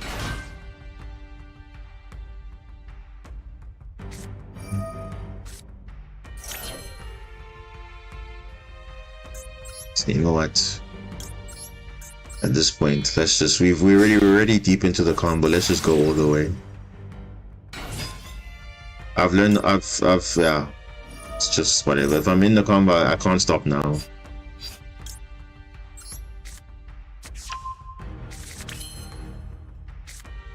Because most of the time you see, look, they just have nothing. But I want to see Nibiru prompting or something. So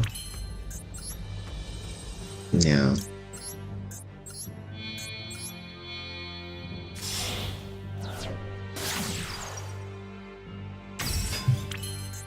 Yeah, that's true. That's very true. It's a very nice floodgate tool because it shuts down synchros. It shuts down what else? Yeah, synchro. Anything that with levels, it basically shuts them down, which is nice always. But it's I do feel like it's a bit slow though, because especially now they hurt the consistency of the deck. I think that's what kind of makes it like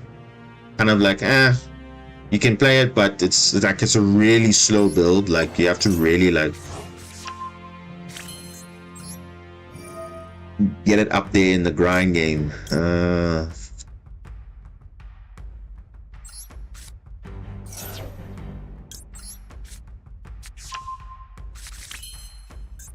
Yeah, that's also the thing as well. If you come across a water deck itself, is like, oh damn, okay, it doesn't really do anything. And yeah, it doesn't do anything. So yeah, that also is true. I mean, it shuts down Sword Soul, yes, but Marincess, no, doesn't do anything.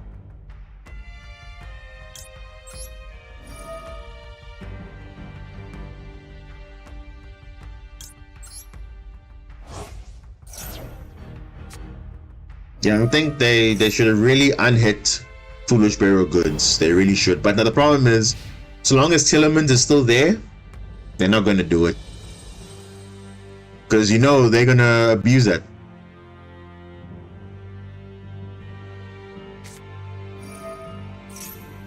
Purely. Okay, well, that's kind of unfortunate because Marincess Wave is dead now. Because everything now is untargetable because of the street. Now you see, why can't we have this type of protection? Like imagine if the field spell here said your Marincess cards when link summon cannot be targeted, or special summon that turn cannot be targeted by card effects. Would it be nice? Because look at this, they have basically full protection for the turn now. So my wave is useless in the hand.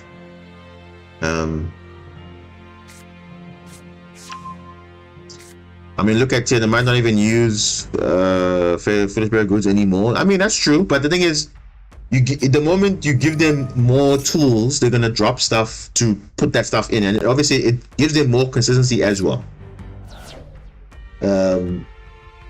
Because remember, it sends any spell or trap, so they can put a specific card that they need for later. So you know all their spell and traps do something when it gets sent to the graveyard by card effect. So even if you don't send Trivial Karma, you can send literally anything. Salia can get you a monster. Noise can get you a monster engraved. Crime can get you a banished monster. You see, there's so many things that the cards do.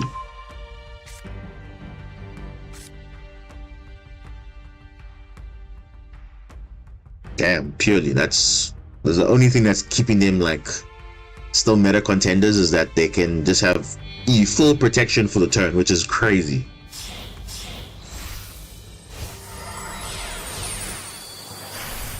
Imperms are okay. This I can stop. What is this now? What the? Why are they summoning this card now? What are they doing? Huh? Now they're using the Ghost Trick engine? Tillerman's gives you trauma? Hey, bro, I think it really does.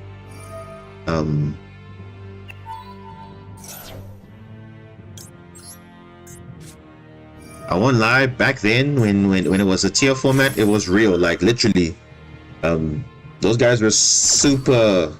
You know when a deck was hyper consistent, even though it was semi-limited and all that stuff, it was still powerful. Like it was so consistent. Like it didn't even matter like what they hit. Kalos was legal. They had 2 Merly, 2 everything. It was still broken. I can even go back to my master rank showcases in season 19, 20. We were seeing tier a lot. Yeah, you can summon Utopic, that's fine. You can summon Utopic. We are unaffected, so it's not like it's gonna do anything. So here's the thing about Telemans, right? You can be the worst player in the world, but the deck will carry you. That's how good the deck is. It's that good because literally you rely on the RNG. So you just click yes to everything. It's fine. It doesn't matter. It doesn't matter how good. It doesn't matter how bad you were. It felt like you were rewarded because you're just clicking yes to everything, and the game just gives you all the god tier hands, the god tier mills, everything. Because for them, the mills was there.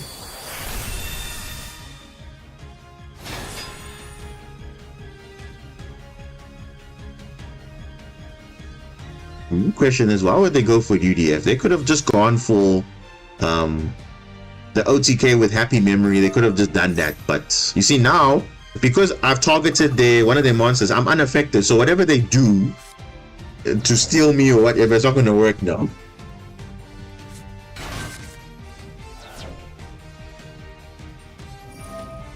Yeah, that's true. The interaction, some of them didn't know how to use it correctly. Others were just, but I won't lie, there were some players that actually they knew what they were doing with tier, like they knew.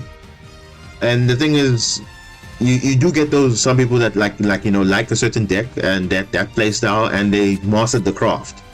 But literally that's how tier format was. Everyone was just playing it because it was the most simple deck to learn. Not even simple deck to learn, but you just pick it up and it plays itself basically. Whatever you see what your hand, okay, you click this, click that, yes, summon this, summon that, that's it. Hell, even me, I also played it for a bit, but I was playing like my Ice Jade version, which no one was playing at the time. So because I saw, hey, there was a bit of synergy with the Aqua monsters and them, so I was like, okay. It still was strong, but obviously not as broken as the Shizu Telemans. Oh, that deck is still to this day the most broken deck of all time. I think that deck was way too broken, and it was even worse than the OCG and TCG, to the fact that they banned literally they banned Kakalos, they limited to one all their cards, they banned the Millers. So bad, so bad. Because that thing was just like the deck was way too powerful, and that time the field score was at 3, everything was at 3, full power. Like that is just, whew, yeah. And Master Duel just got a fraction of it, and yet it went tier 0. Imagine. And you know what made it worse about Telemans? The fact that there was no restrictions. It made the deck even more broken, because now they can go into other plays which they wouldn't have gone before, like especially in Master Duel. Since Sprite Elf was legal, they could have, now they went into Sprite using Merly and something else to go into Sprite Elf and do plays on your opponent's turn with Sprite Elf. Make your cards untargetable, everything. It was just too crazy. There were so many lines they were doing because there's no restrictions on the fusion. At least branded, everyone can say that yes, as much as branded fusion is crazy, it still is crazy now, even at 1. But you can say it's a fair and balanced deck. It's not super broken compared to Telemans. Let's be honest. You know? Well, yes, I agree. Or you may disagree. Okay, yeah, but branded's still a good deck. Yes, branded is still a good deck, but everyone can respect the deck because that is a high ceiling skill deck. It's not like anyone can pick up branded and play it, especially now in Master Duel. In maybe in TCG and all that, it's kind of whatever, but in Master Duel specifically, you have to have some skill set to play that deck. You can't just pick it up and play. So anyone who's playing branded on the high scale is commendable. But obviously there are some players who are obviously not playing it optimally, but there are those who are very skillful. So branded is not a, how would I say, a problem. Oh wow, I can literally just turn off UDF right here, right now, and then I can continue. Let me just do this now.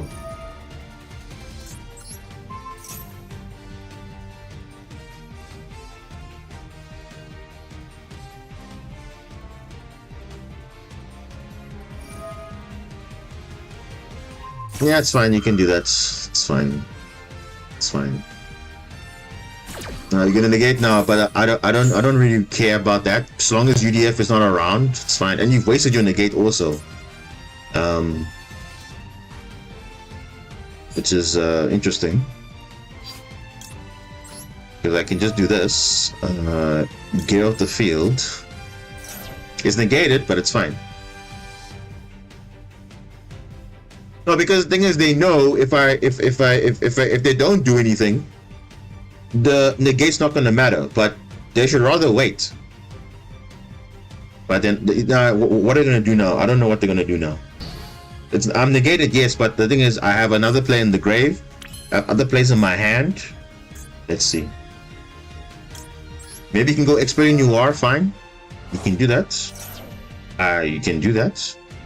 You probably got Maxi in your hand. You got something. Let's see. Let's see. Because remember, I can still have plays in my hand. Yeah.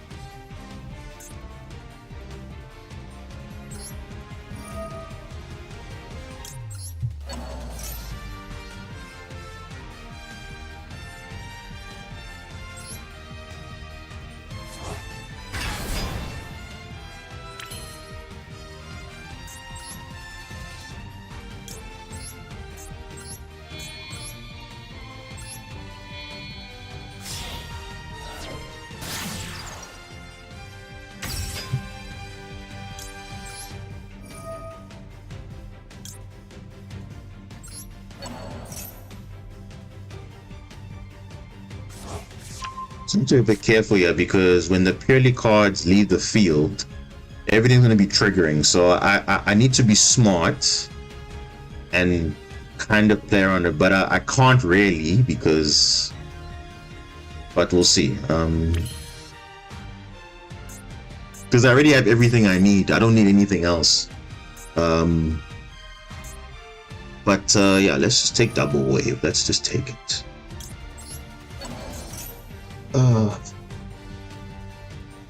Just do that. I mean, I don't know.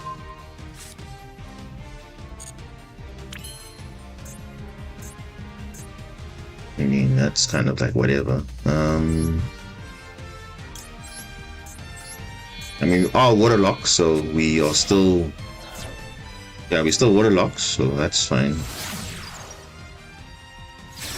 And we can target this thing to make it to make ourselves unaffected in case they want to do something, but I honestly don't know. But let's see what happens.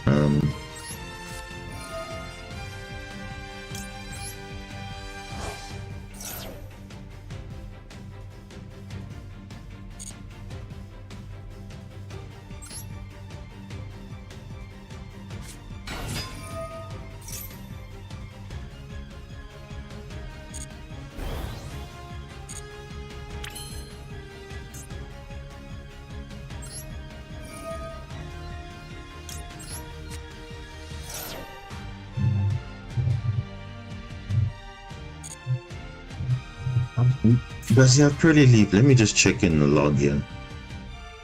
The thing is, if he had Purely Leap, he would have used it by now. Because he has 4 materials, he would have used it by now. He literally would have used it by now, but for some reason he's not.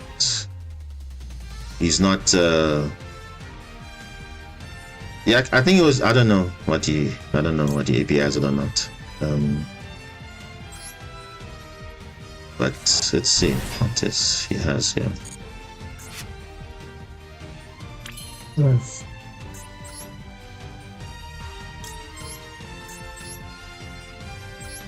I guess so, but let's see. I mean, let's see what happens here. I mean, I don't know.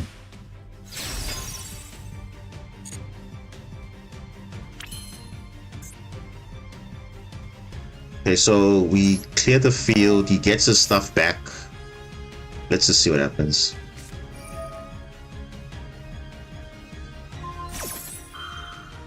Okay, so you'll be okay.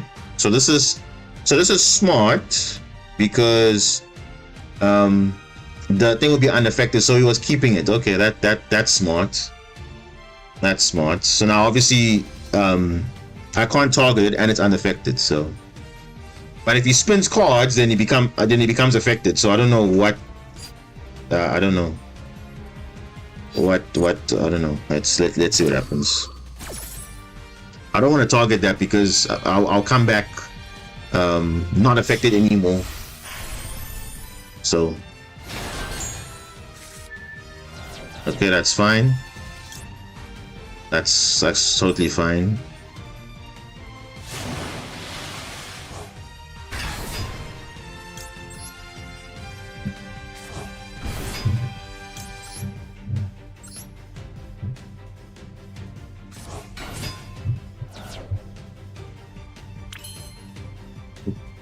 So are you gonna spin cards? That's the question. Because remember, if he spins a card, then he's affected again. So yeah, let's just see what happens. I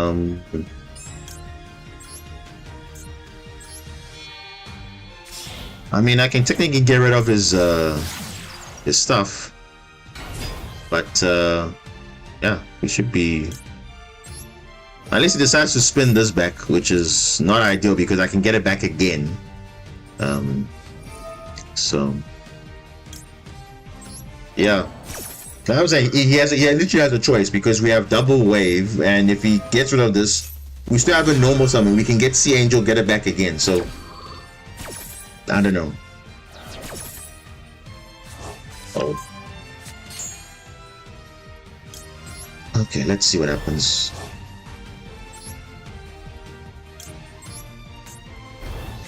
We're not going to be big enough to target it. Wait, 600 plus.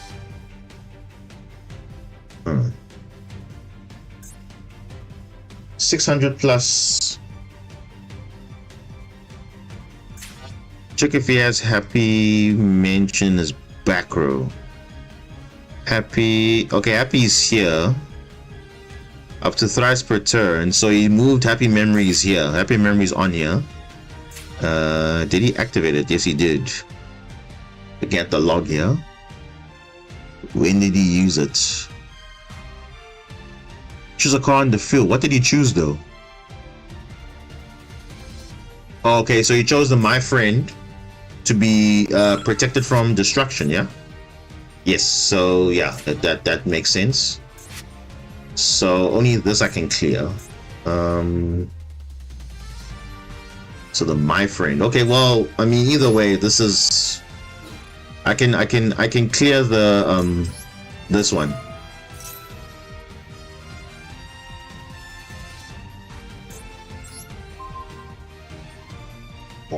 Oh. Well, I can just already make it not. Okay, now let's just get rid of it. It's fine.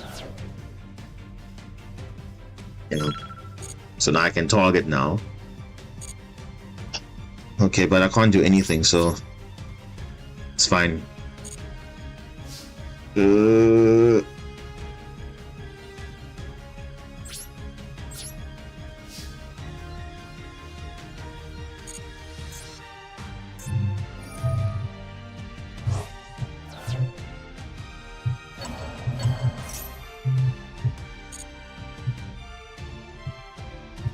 But here's the thing, right? He's actually conflicted because the moment he dechaches, I can still chain wave and then it's negated. So that's the thing. So he's actually conflicted, yeah.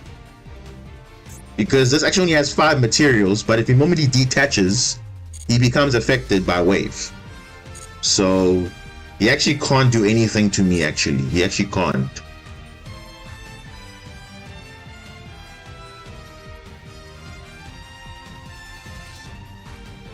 Because you wanted that purely street to be there, so I mean you can still get it. Don't get me wrong, you can probably still get it, but and remember this is by purely leap. So in the end of I don't know if it's this end phase or the next one, it has to go back to the extra deck. So he has to make a Zeus from this now. And then we can just deal with Zeus twice if he decides to. What's he going with here? Oh, Happy. Okay, so he's gonna go for the Gonna go for the OTK, kind of, but let's see. Is he? I don't know. Let's see. Because he can't really do anything with this right now.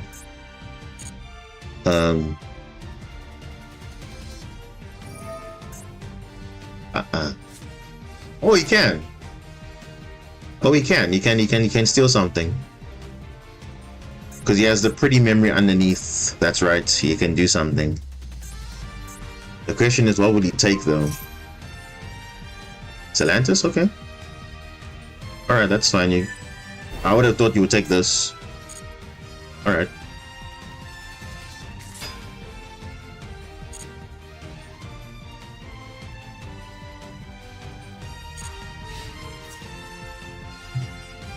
Okay.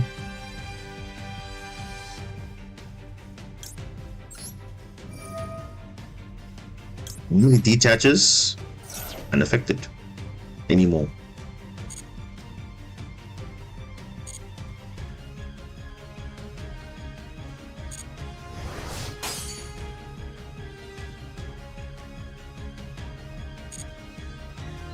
And again, he's still in the conflict because the moment he detaches, you only have 4 materials, and you'll be affected. He's making a Zeus now. Wow. Okay, to be fair though, he can wipe 3 times. So I mean, do we allow it? Do we allow it? I think we allow. No, I think let's force it. Let him use all his wipes. Let him use all of it. Let's just force it because he literally has to use all of his stuff. And you'll chain again.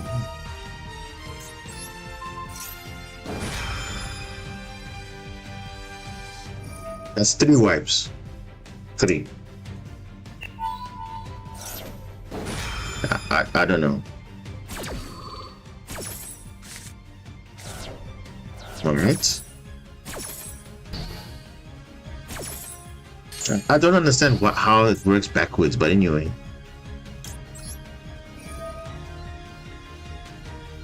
Let's get back this.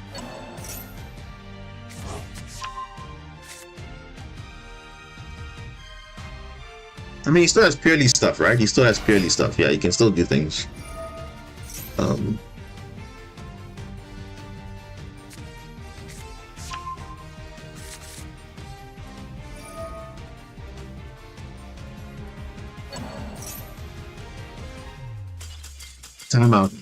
Time out. How do you time out? How do you time out? Purely is this a thing, guys? How can purely time out? Was he overcooking, or I don't know? He was prioritizing UDF that turn 1. What was there to think about? And I'm surprised because I was the one that was actually pressing for time, but yet for some reason he went over. I don't know. I think he was overthinking. I don't know. But yeah, there we go. So yeah, I think we played it just as the way we would have played against purely normally. Just see what happens. Because like I said, sometimes the guys don't even know what they're just overcooking. And then oh, here we go. It happens, guys. It happens. So I'm very surprised that happened.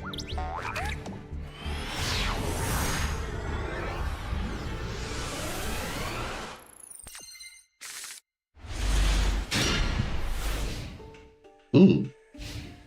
Playing second, Droll and DD Crow. Oh, Evil Eye. This should be game for them, right? They love adding cards, right? Oh yeah. Oh yeah. Unless they have Call by the Grave, they're just the greatest of all time, but yeah. Triple. What is that they always have triple tactics talent? They always have it.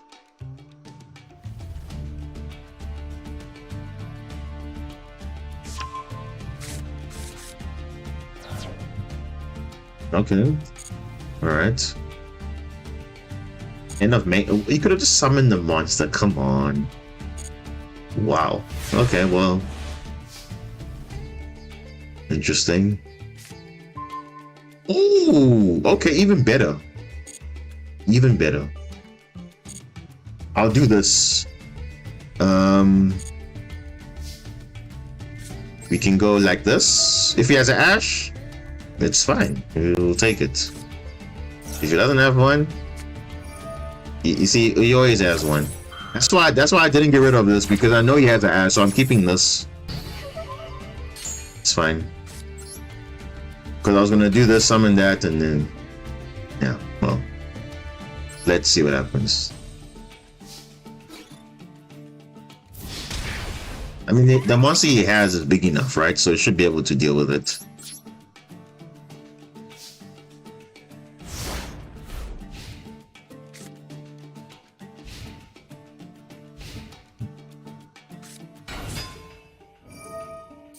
When last did I see Evil Eye? Like, literally months ago. Literally months ago. And the main play with this deck is the Eye of Selene. That's the only main thing. Yeah.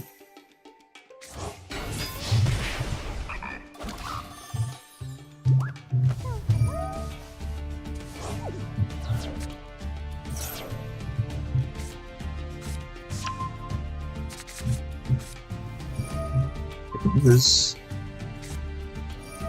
The Eye of Selene gives him like so many different things. Untargetable, indestructible. They just they boost attack. Like, it's just one card that does everything. Oh, and they're fiends also, so they can go into Unchained plays as well.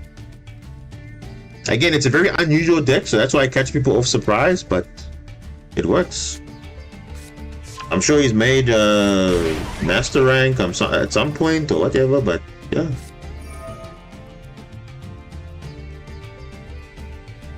Oh.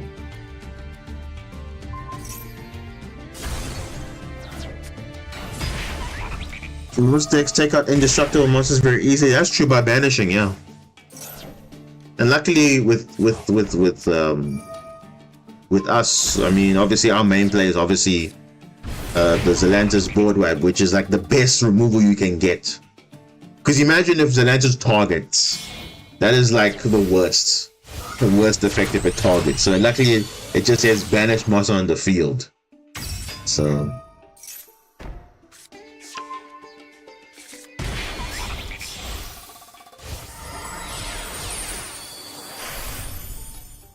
yeah, Unchained. Oh, and now we have to play against Machine X as well. Detach to steal a monster, suck it up. Rage into SP.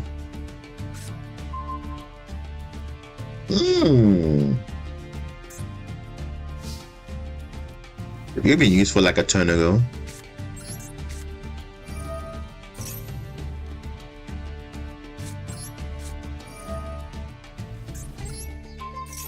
Well, this will be linked off very quickly. Oh, well, we can just do that as well. You can just do that as well. But it still can summon, doesn't matter. Doesn't.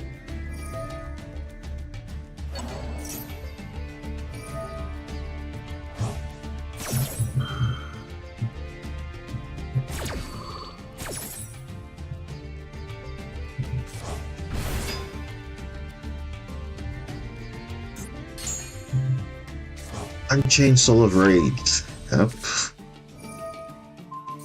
SP, right? Oh, Anguish. Okay. He's not going for the... I thought they were going to SP, but okay. Anguish also works. Not really, but... Alright.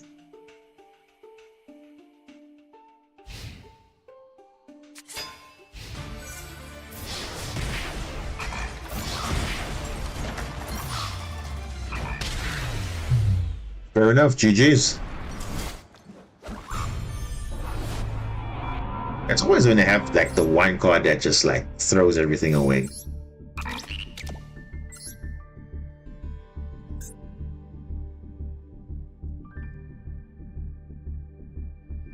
Okay.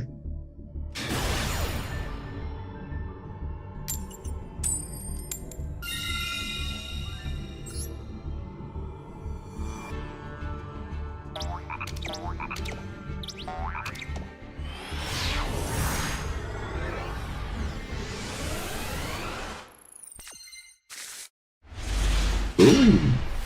Okay. Got some plays here.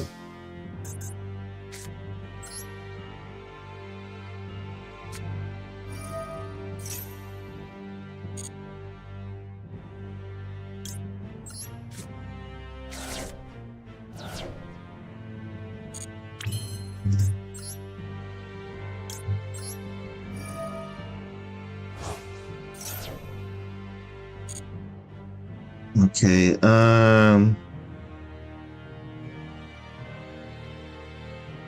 what you gonna... No. Yeah, let's put Sleepy here. Just call it with Ron and it's fine. Summon this first, of course.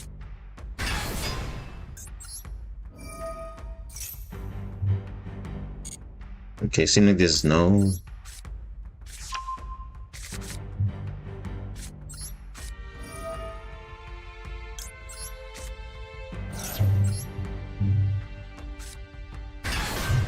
No, I can actually make a one card, two card, like a link 4 with these two, with this, with just CP Maiden and Ron. I can actually do that. But I'm thinking, should I do that? Because I'm not really convinced yet. Because I can do link 2, revive it, make a core triangle, get it back, do so many plays, but or we just go Gimme. I think Gimme is just better. But it is an option. I can do that. Because I can revive back Sleepy, get it back to my hand, discard it for wave, and then use Ogre and Link 3 to make Bubble Reef. And then even though I don't have any links, I can still make a Link 4. So that is possible. But the thing is now, you don't have that follow-up that you normally have when you have your links there. Because only you have Core and Enemy and that's it. No link 1s. That's the only negative with that combo line. But it is, you can make a link 4 with wave. You can. It's just not a viable option in terms of follow-up and everything. But you can do it.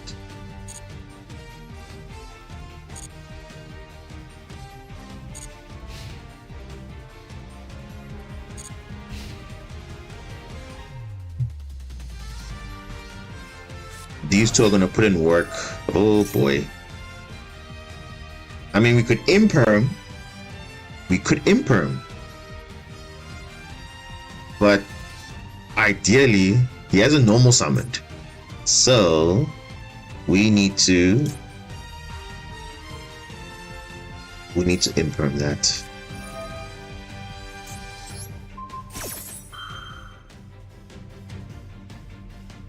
Yeah, we don't want to. Then we're gonna see what he's playing. Then we know, okay, oh, he's playing this. Then we know how to react better.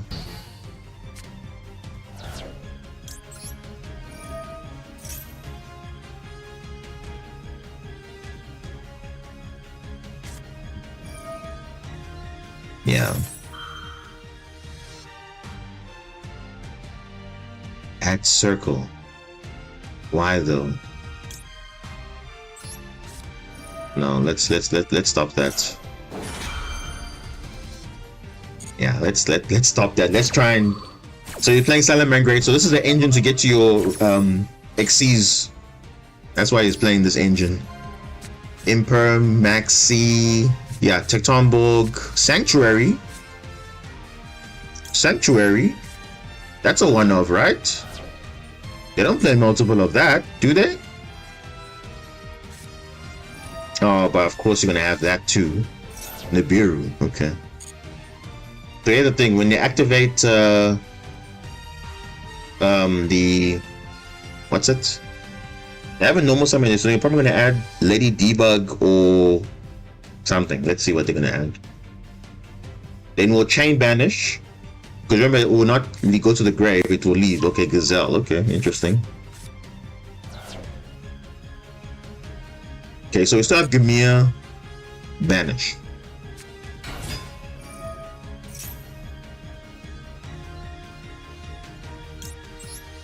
Yeah, this is because this whatever he's gonna send is not gonna matter because Gazelle's going. What are you gonna send to the grave? What are you sending? Spinny requires a Salamangreat if you control a Salamangreat. You don't control a Salamangreat, so what are you gonna send? Yeah, if you control a Salamangreat monster other than Spinny, so what is in your hand though?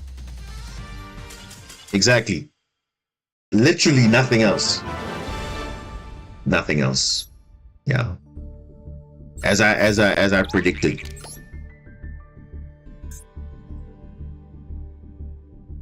So you see, you had Circle, you had Silent Mining, but yeah, we also know what he wants to do. So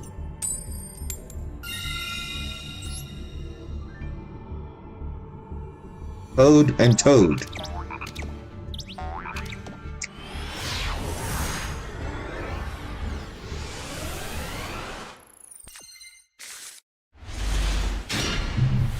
Oh wow, okay.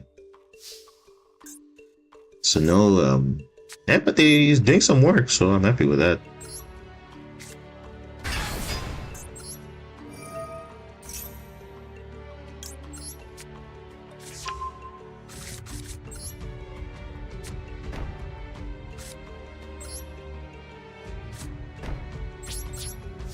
Let's go.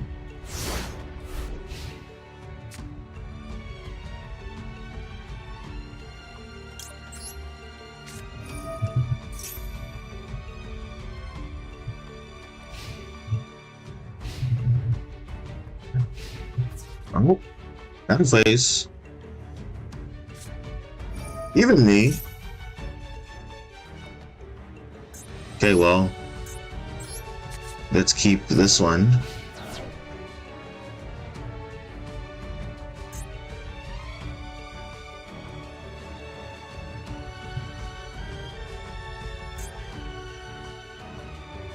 I mean, to be fair though, I also have evenly, so you establish a board, I also do the same thing.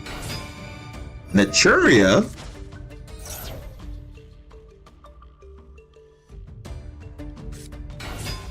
Naturia.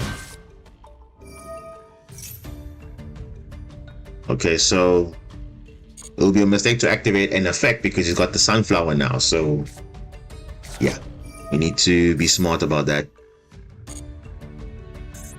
Let me just chain off because I can beat over any of his Naturia Synchros. If he wants to summon that, I can beat over it. Unless he summons something else, but I don't think so.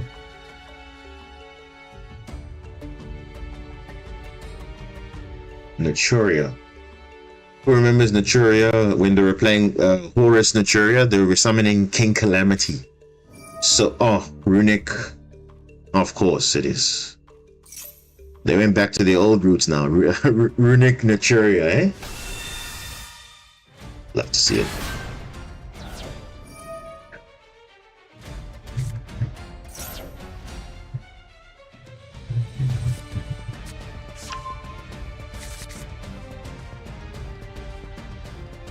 No, why is it still asking me? I don't want to activate anything. I don't want to activate anything. I mean, if you use Flashing Fire, that's great for me because then you activate my evenly match. So either way, he has to make a choice basically. Unless he is very smart and call he makes the Naturia Barkion, which is a synchro one that locks traps only. Because they normally make Naturia Beast. Well, I could make Baron as well. Because they also don't have restrictions, even though they are earth insects and plants, they can make warriors apparently.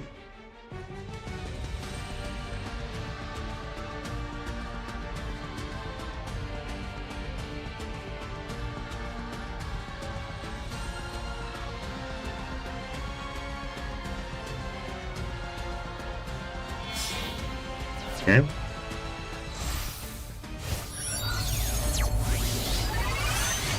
Real dragon.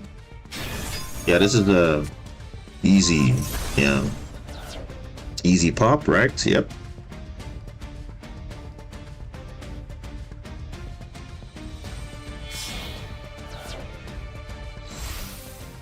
Synchro 8. Draco Berserker. Draco Berserker. What the? Okay. Okay. I'm gonna give you a tough choice here. Battle phase. Main phase 2. Evenly for evenly. It's only fair, right?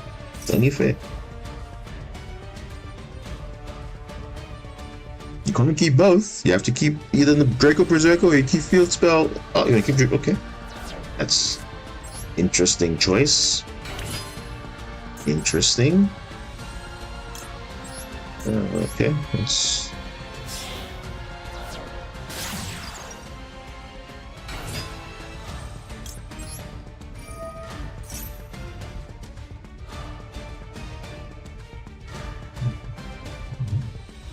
And when you can activate this, he's going to be susceptible to talents. So he must decide what he wants to do. Because it doesn't negate, it just banishes, that's all. It doesn't, yeah. I still get to search. I still get to search. So. Now the question is, does he have Ash or something? Do I check if he has Ash? I can technically still play through. Yeah, let's rather check for Ash, because attacking control doesn't do anything for us. Let's look at the opponent's hand. Oh, he has nothing. Okay, so we can let's get rid of this. It doesn't really matter. We had to check that, so that's fine. We can summon the blue Tang.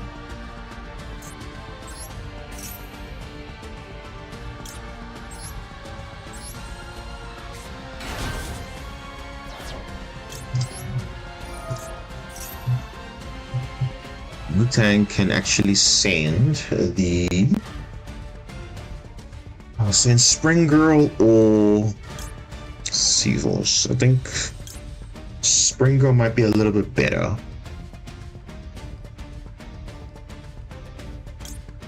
I think let's do this rather. CS to Seahorse, and then we can add back this.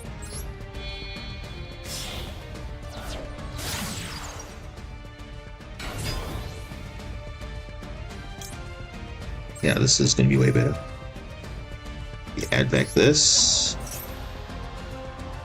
Get something nice off the mill of blue Tang. That's fine. I knew that was going to happen, so it's fine. Droplets. Oh! Oh! Okay, I already used this, so I'm gonna get this rather. Okay. Okay. Okay. Okay.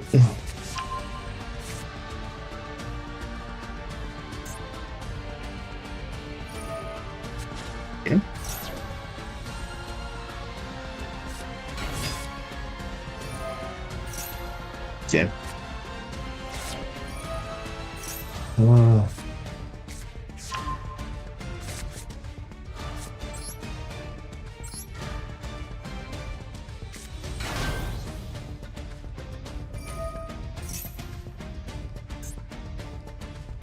Where's the sunflower? Okay, it's right there. Okay.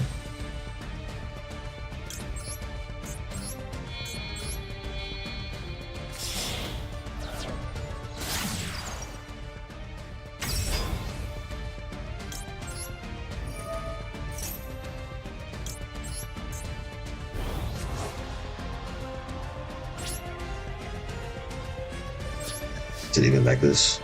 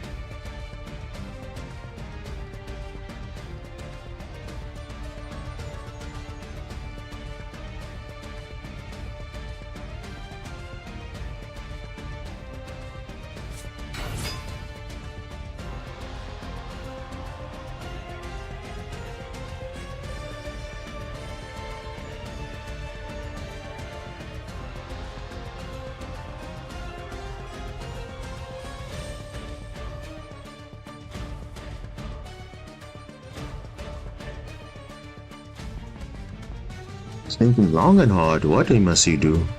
I don't even know.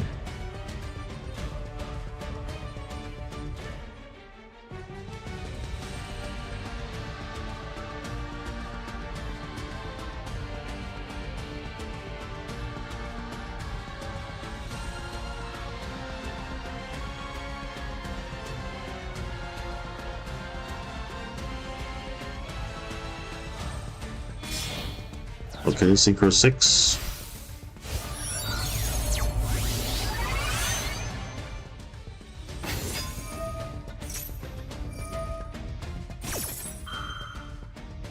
We're gonna go Barone now.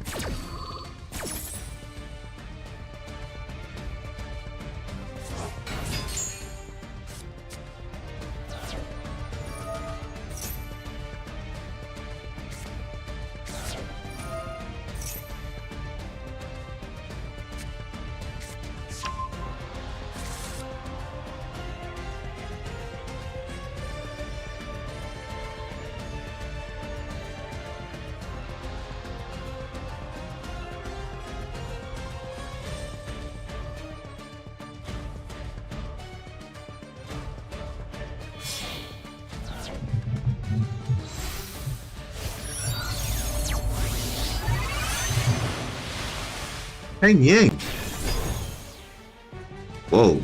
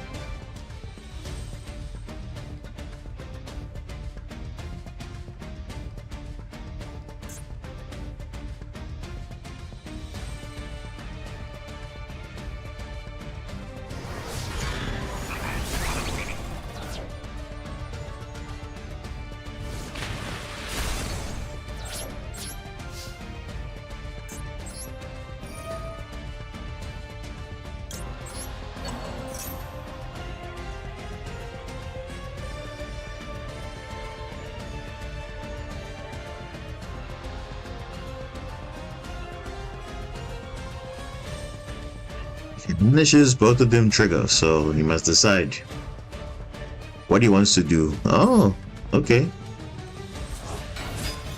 He's not gonna allow it. He's gonna get max siege rolls. Okay, fine.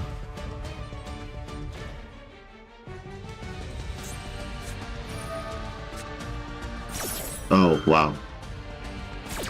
Nice Ash. Anyway.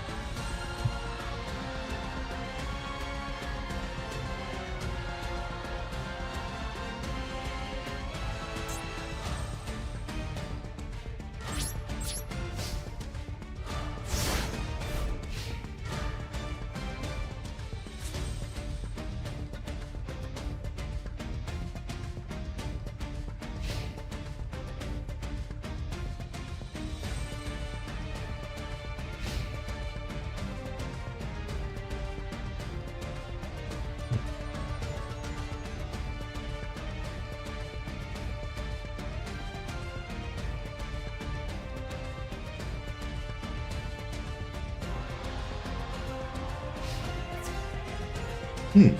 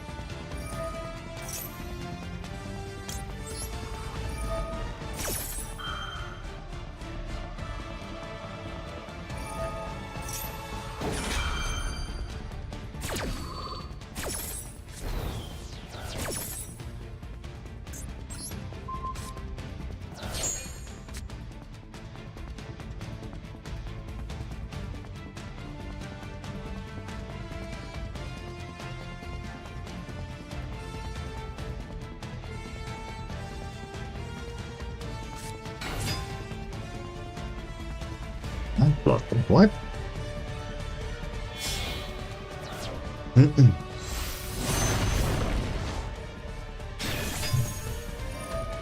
Bunker easy.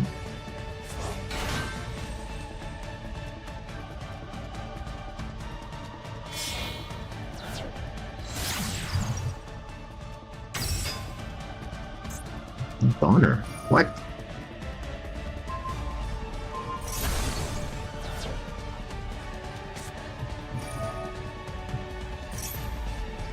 Draw two. Okay.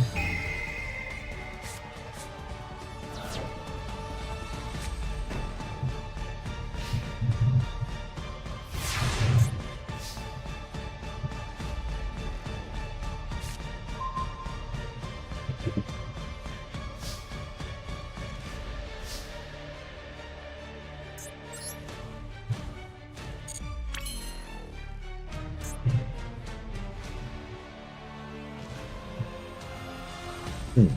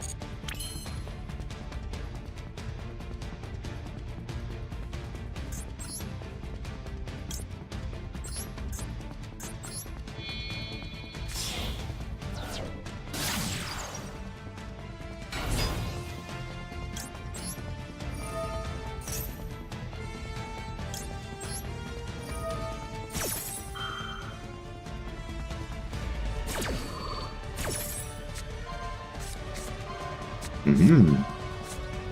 Okay.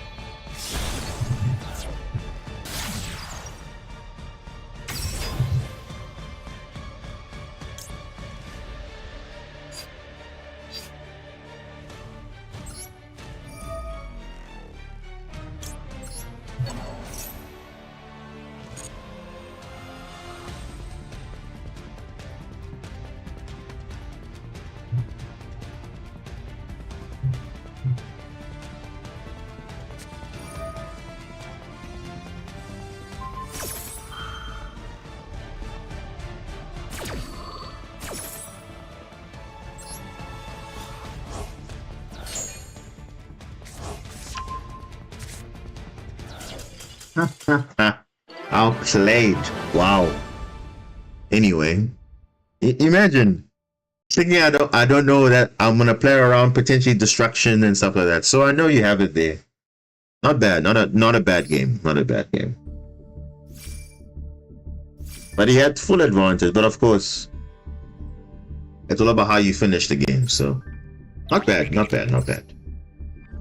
Hey, some of these duels you have to focus a bit. So you have to like focus there. So I was literally like, hey, making sure, hey, what is this guy playing on and what is he doing?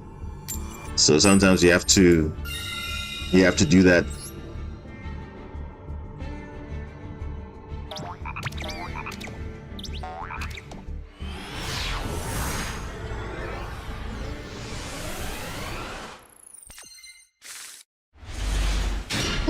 Okay. Beautiful hand. Beautiful.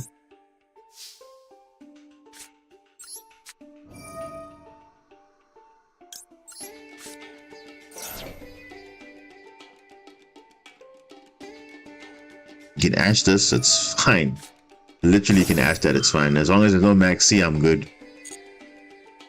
I don't need that yet. Cool. Alright.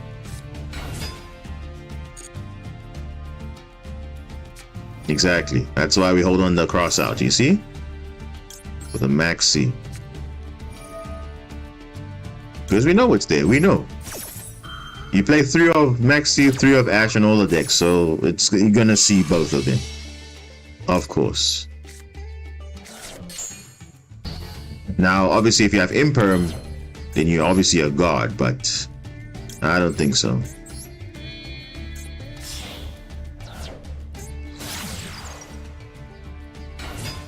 Because sometimes it's a bait. You want to protect that max C, you're gonna use Ash first and then max C.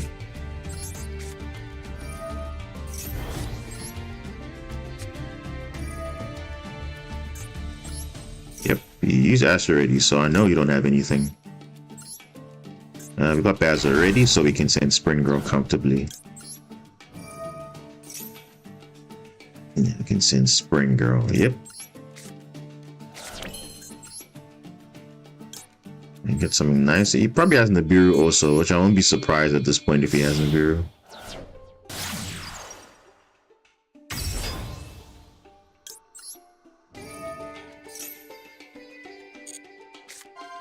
Ooh, another Basil. Nice. Ooh. Okay, I'll take a Piscalos. I'll take it.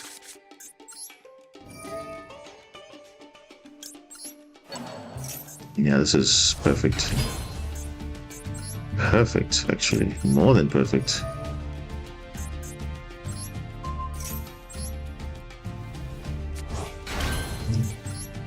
Yeah, we can definitely go unaffected here. Definitely go unaffected. With wave as well.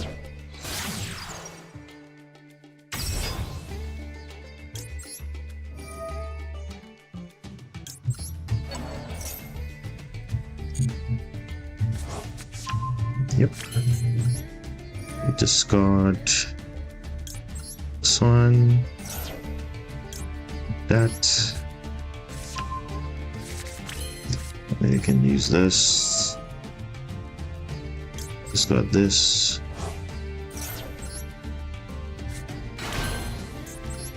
And make unaffected Argonaut. First, we're gonna get back. Gonna get back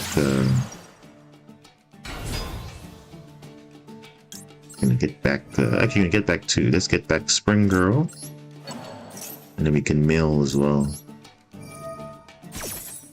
Since we're not drawing next turn, we can just mill cards anyway. Yeah, they wouldn't have been, see, they would have been bad draws actually, so it's actually good we can thin out the deck a little bit. You know, we don't want some dead cards drawn. As you can see, there are literally dead cards. Well, DD Crow's not a dead card, but in this situation.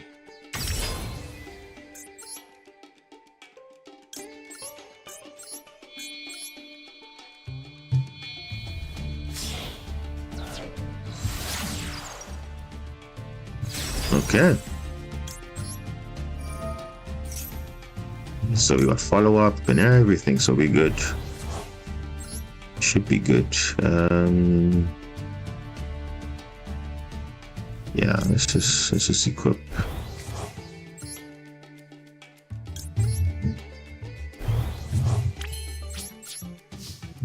That should be.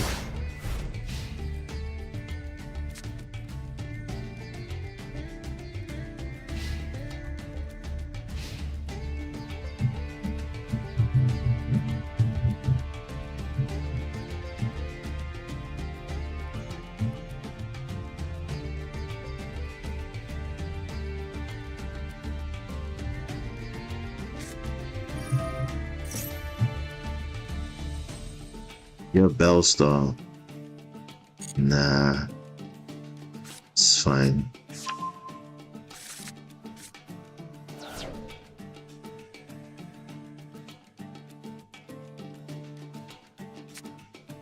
Vela. Interesting. You probably drew that now, most likely. Okay.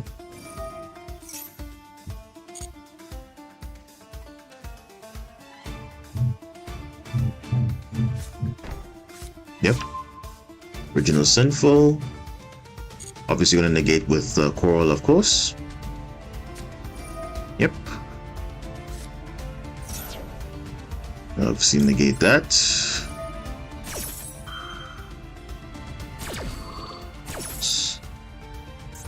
And record over here.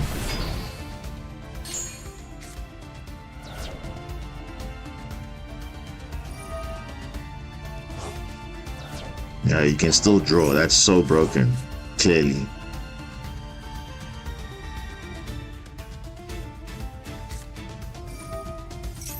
Yep. Like I said, look at that. They haven't normal summoned yet. They're still good.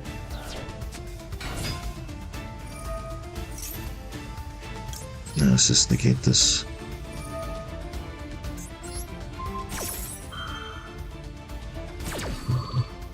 Yeah, they definitely have no plays after this. Oh, the Fire King. Oh, okay. You still got plays after all of that. You see what I'm saying? After all those plays, you still got plays. Imagine. Through all of that, you still have plays. So even doesn't matter what I set up, he was ready to play through all of it.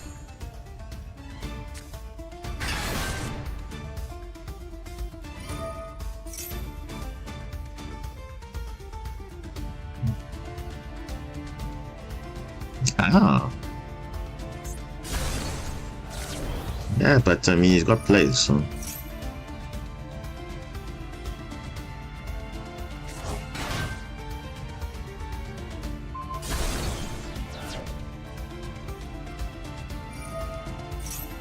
Yeah, it's crazy. They played through so much.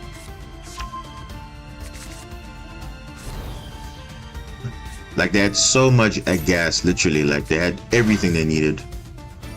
And they happened to probably draw the bonfire, I'm sure, or whatever. But hey, it doesn't matter, right? Though they won't have lethal, definitely, but it's still going to be a bit of an issue.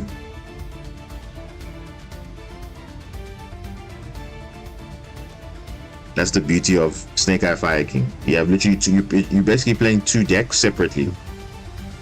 There's not like actual like, okay, one depends on, I don't know, they're completely independent decks. Because like now he's gonna make SP now, like Promethean, do all that stuff. Yep. Yep. What did I say? He's gonna make SP because he can't make it.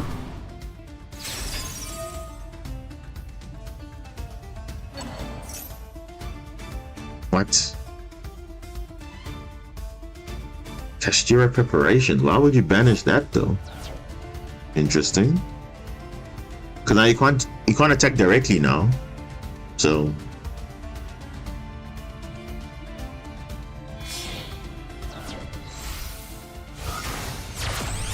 Please don't tell me he's not going to read.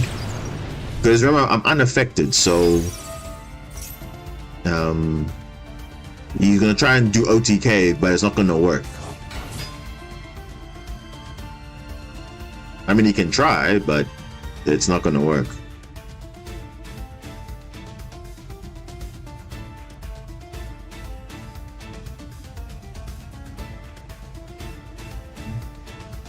You could make goddess or something, but let's see what he does. I don't even know what he does. And let's see what he's gonna do. Shadow face. Okay.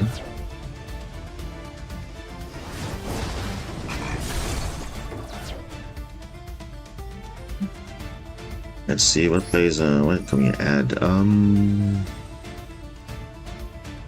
I think let's add this, because Pascalis might be disrupted, so let's just get that back.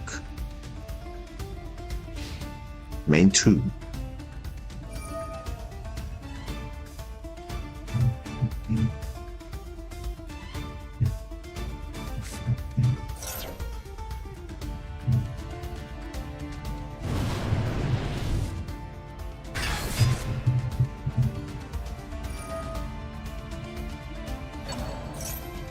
SP.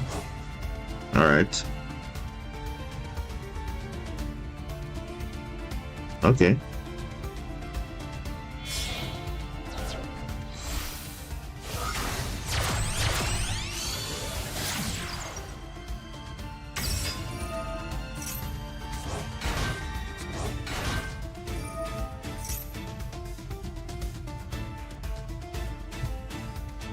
Tyrion is in his hand. Okay.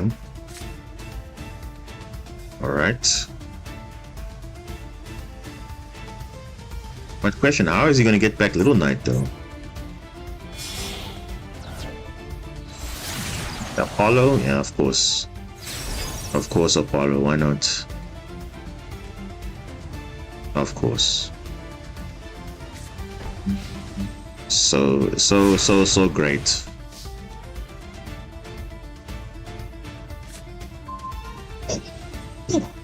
Droplet. What a top deck. What a top deck. Love to see it.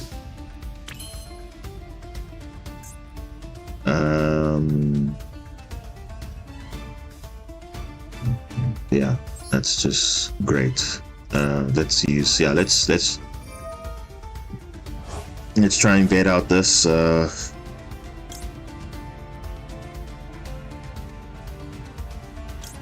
let's get this, yeah.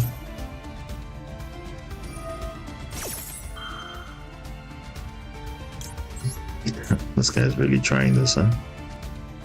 Really trying this. Oh my goodness. Here we go. He's got Kieran, but what is he, how is he gonna... Oh, wow. Well, let's see.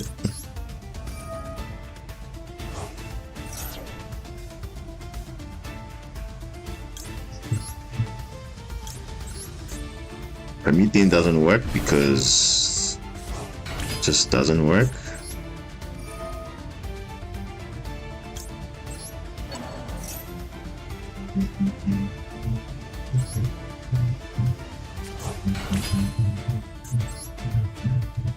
Yeah, this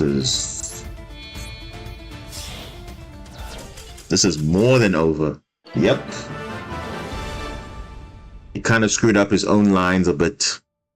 He put SP in the back row, but he forgot that Flameburst needs to be able to summon it. So, but the fact that the guy was able to still play through all of that is still amazing. Like, if I didn't draw Droplet, would have been a different situation. But yeah, just goes to show that you see, they only need to play with one card. Literally, he had so much gas. You see, he stopped his Snake Eye play. Okay, he got Bonfire. Okay, he's got Fire King Island. He still got plays.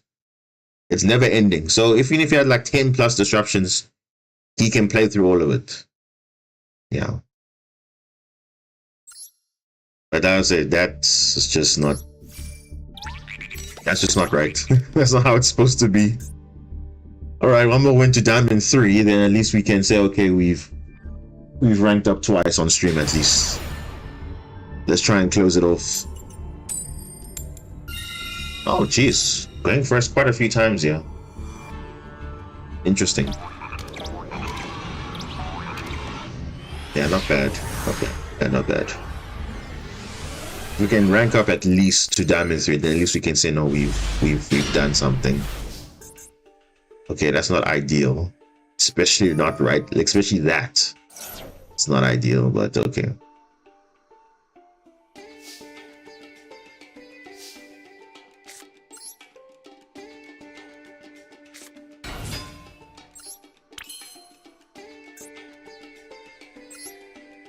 I mean, to be fair, I'd rather get my negate online, so let's get both of them online. It's only a draw one, so I don't think it's gonna be too much of an issue.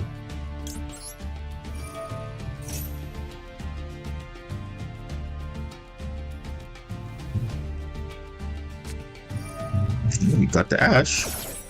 At least we got the Ash out the way, so that's okay. So we got Imperm and we got Wave. At least it's double interruption, at least.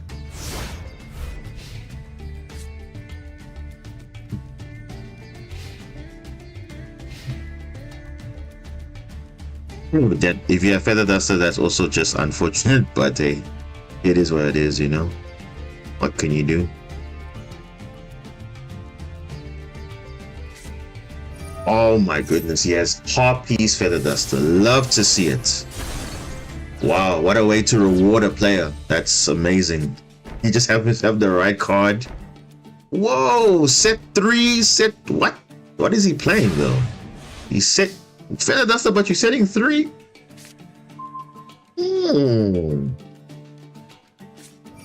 No. No, I can't use sign it anymore. Oh, are you kidding me? That's rubbish, man. Come on. That is so trash, bro. I can't even use sign it anymore. Oh my goodness.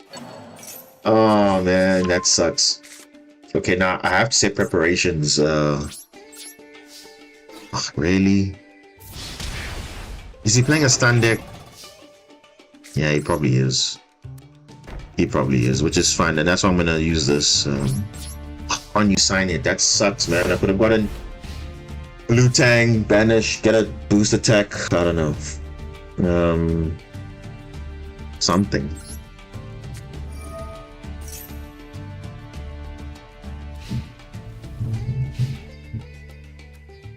Card deck. What are you playing, sir? What are you playing?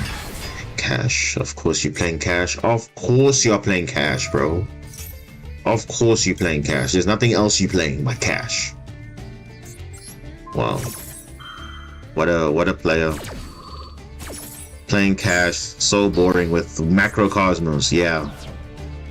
Great.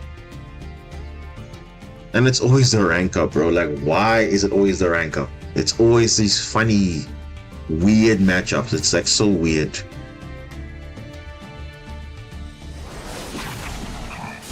And he's just getting rewarded for it. That's just disgusting. Like, wow.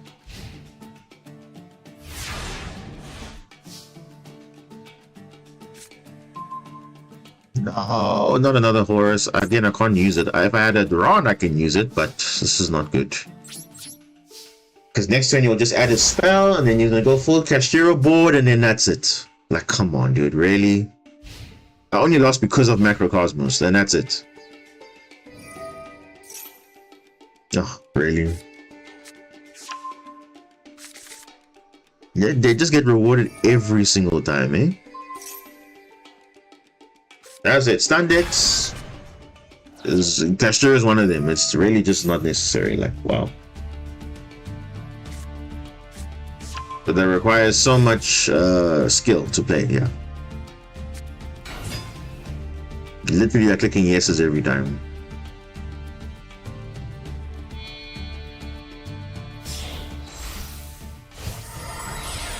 Because like most of the cards in the game require you to send cards to grave. Like So stupid, bro.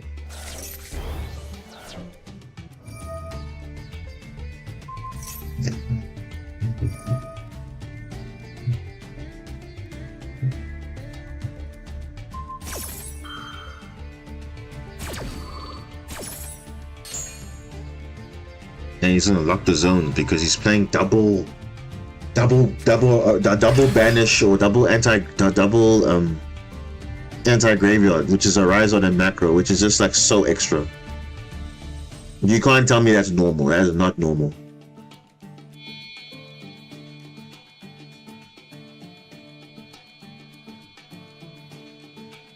I mean, how do you play under both? You deal with one, but there's still something else. So whether you have Dark Ruler, whether you have Feather Duster, it's not enough. And he happened to have it, which is crazy. Yeah.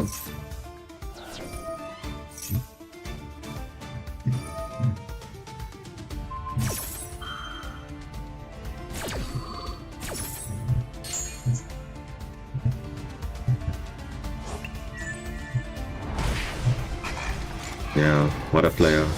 Very skillful, yeah. Macrocosmos. So you don't have enough of a rise out. You want to make it a point that, okay, yeah, you definitely cannot play the game unless you're playing cash yourself.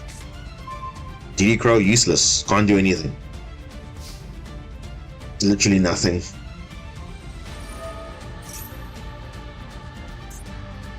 Wow, he just happened to have Feather Duster when I have literally. He had Max C, everything, and he still had exactly everything he needed, which is typical of the game. They always reward the stun players and the guys who are actually just trying to, not prevent people from playing, which is crazy. And especially best of one. This is not something you should be seeing. But if it's allowed, it's allowed. You can't blame the player. You blame the game, because that's how the game is designed.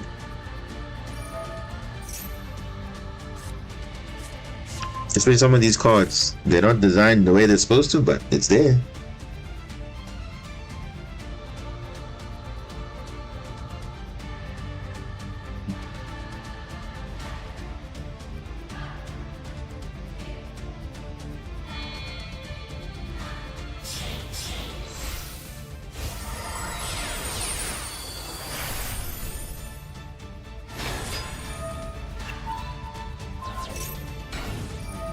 I mean, you don't even have to do that, but hey, it doesn't even matter at this point, does it? No, it doesn't.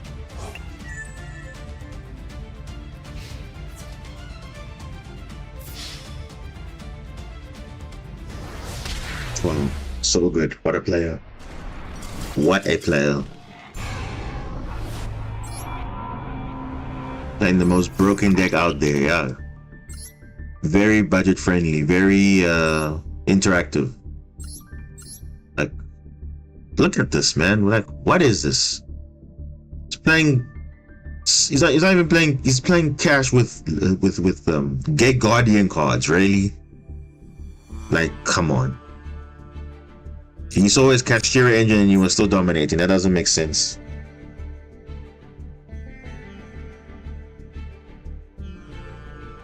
Well, you say, oh, but they have restrictions. Not really. It's only for the rest of the turn. So they can still do everything before that. They can synchro, they can link, they can do all those things before they lock themselves. Because certain cards locked in for the rest of the turn. It's not like, like we have a Xeno lock, which basically says for the entire turn we can't summon anything non-water. They can summon whatever they want before that time. Okay, going second, not ideal, but okay.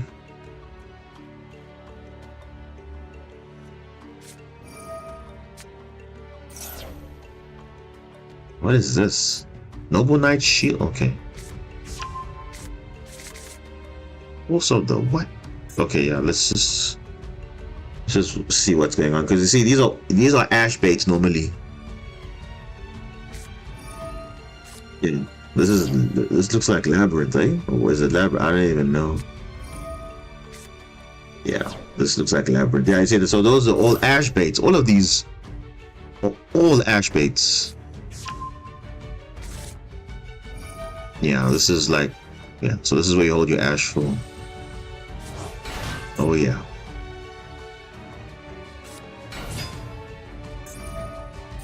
What the?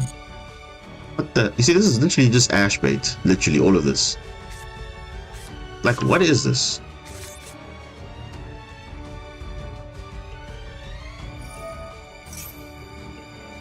Confusion summon a mod? What?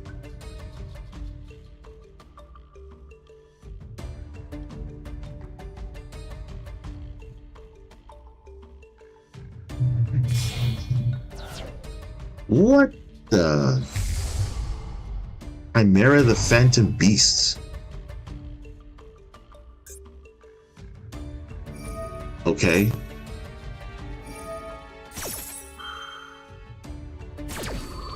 But now you can't activate the trap though.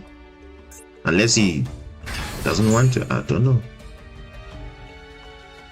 Please let it not be Ash, because that's, I mean, that's, I don't understand also. I'm so confused. Like, what was even happening? Like, he put so much effort into the Labyrinth engine, and he just disregarded it completely. Like, I don't even know. But either way, they're all Ash Bay targets, literally. I don't know what he was playing, but anyway.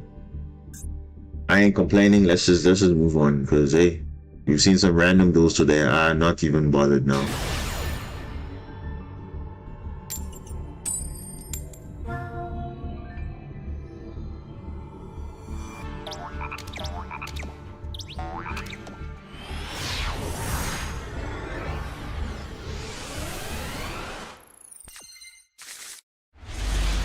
Maxi finally for today. First time seeing Maxi today. First time, by the way. Add light machine. Ooh, Drytron. They love Maxi, don't they? Ooh.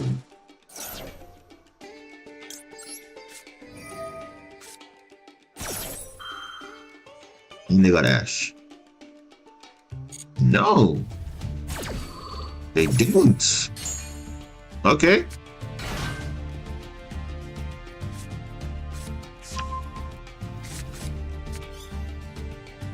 Oh, Dunkritter will come in nicely against the Herald of Ultimateness.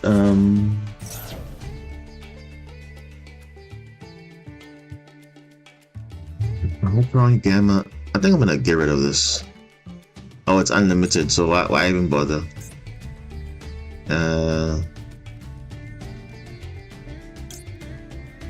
Yeah, this is gonna do stuff. So rather, nah, let's just wait. Let's just wait, because I don't want to ban that thing too early. Oh, actually, yeah. I have double DD Crow, which I only have 2 anyway, so. No, what? Vanity's ruler? Well, I have to operate no more, so it doesn't matter anyway. Yeah, you see, this is the thing. These guys, the fact that they have access to this stupid card, like, why is it just a light fairy? And it's like so many. Oh my gosh, whatever, bro. And it's like your opponent cannot special summon. That is so stupid. Oh, that is so dumb.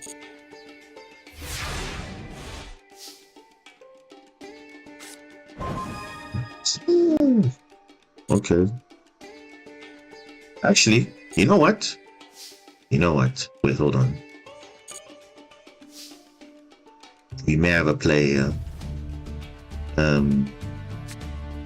Let me small world first to see if they have Ash.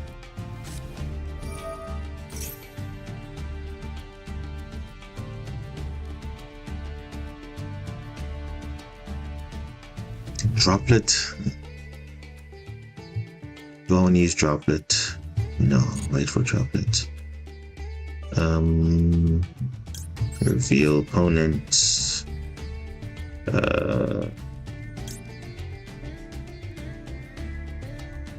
Roll. Will get me Ash. Yeah, I think let's wait. Let's have Ash. Yeah, that would be fine. Let's check if they have something. Okay. This will be a check. Let's do that. Okay. Let's do Dark Ruler first. Gonna leave Droplet for next turn.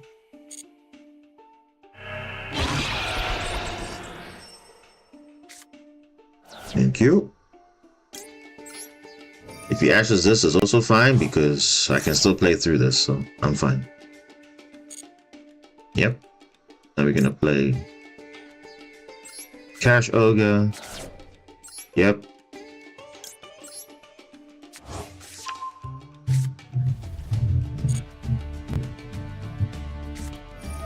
See, this is why we picked up Ad. But the thing is, you knew this guy knew I small wooden to add. You should yeah, clearly. How toxic is this guy, bro?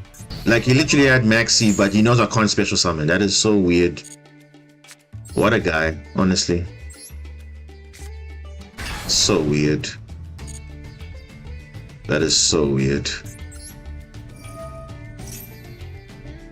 Yeah, that to me doesn't make sense at all. Like, how? It's almost like he knew, okay, if I was gonna get through it, then obviously I could max C, but that doesn't make sense at all. Since I'm not gonna have a turn, let's just get rid of this. No, man, why did I say no?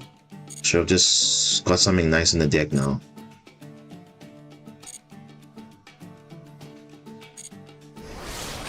I keep saying no. Main 2. Okay. And now you can go combo now. Full combo. Yeah, you're not gonna get benefit of you drawing all these weird cards just because you can.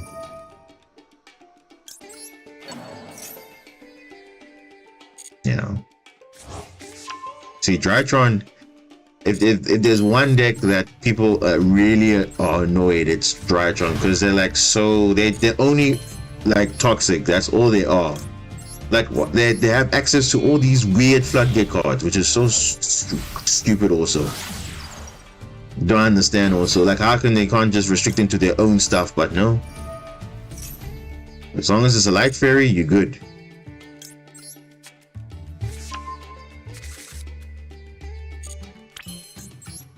But it's just like, it doesn't make sense.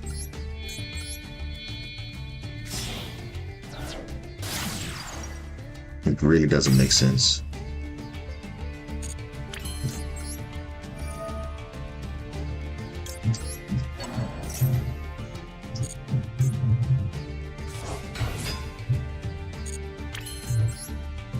Okay, let's do this. Just set up my follow-up because I do have Droplet still. That's why I kept Droplet, because Dark Ray wouldn't have made sense to in the follow-up turn. Rather just keep it and use it. Yep. This is good. So I keep my dive for next turn for the previous, so I can get yeah, this is what you're looking for. So you got double disruption at least. And they won't be able to do much.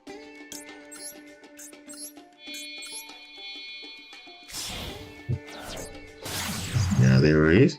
These guys, they're not that like they're I like the concept of the deck, but the deck is just having access to so many things. Like, it just shouldn't be the case, but it is for some reason.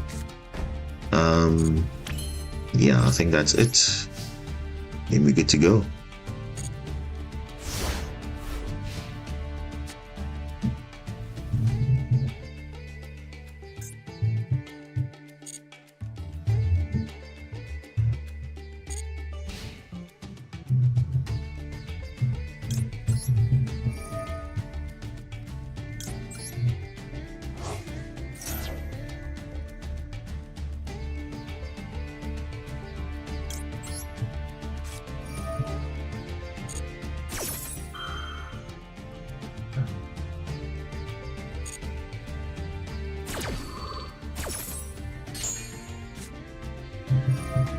Yeah, Pascal, okay, not ideal, but alright.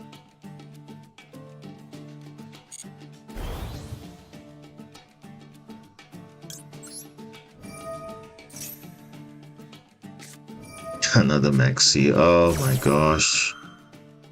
What a guy. Another Maxi. Oh yeah.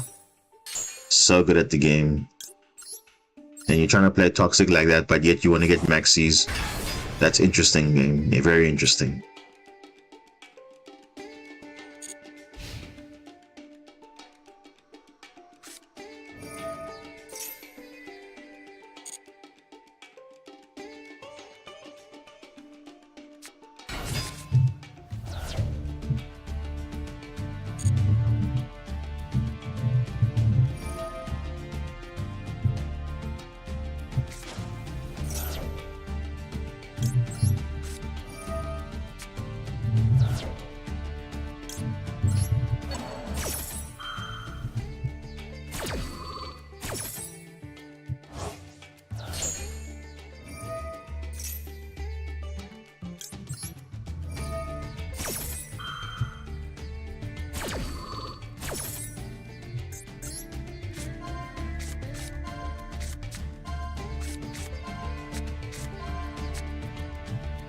Let's get this out of here, man.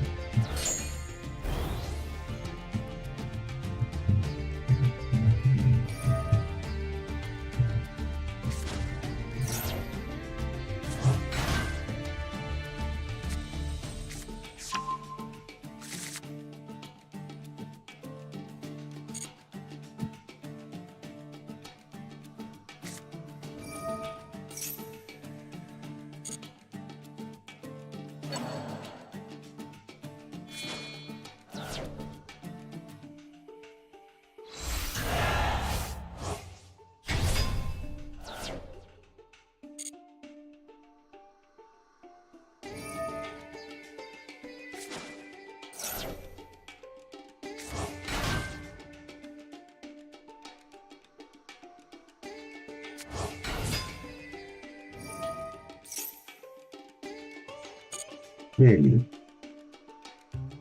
I'm gonna search the Divine of the Herald. Another Ben 10? What? Okay.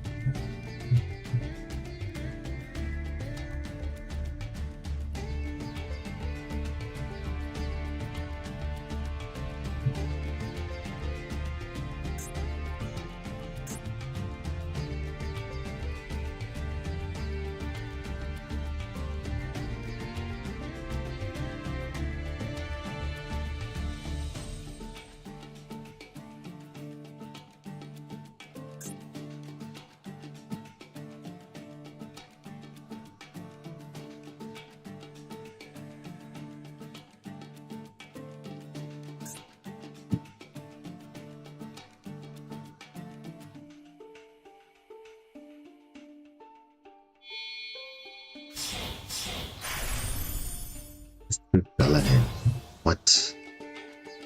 What is this guy thinking about?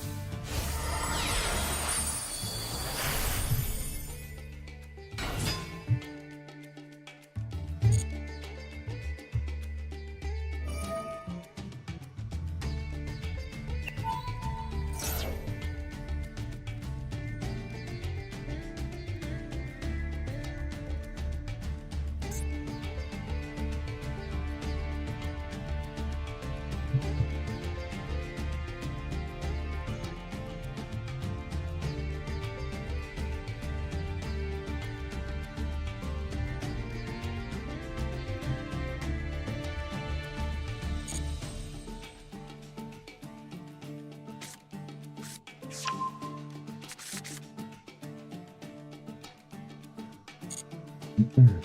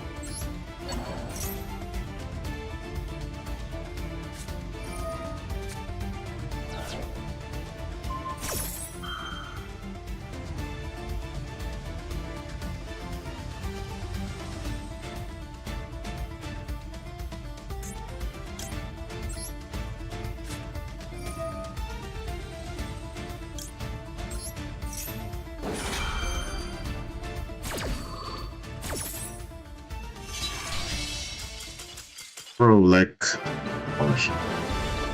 This guy was just getting rewarded for no reason, but yet he's playing one of the most toxic decks out there. I was gonna refuse to lose this game. No way. He had Vanity's Ruler, and on top of that, in the background, he had Maxi. No way.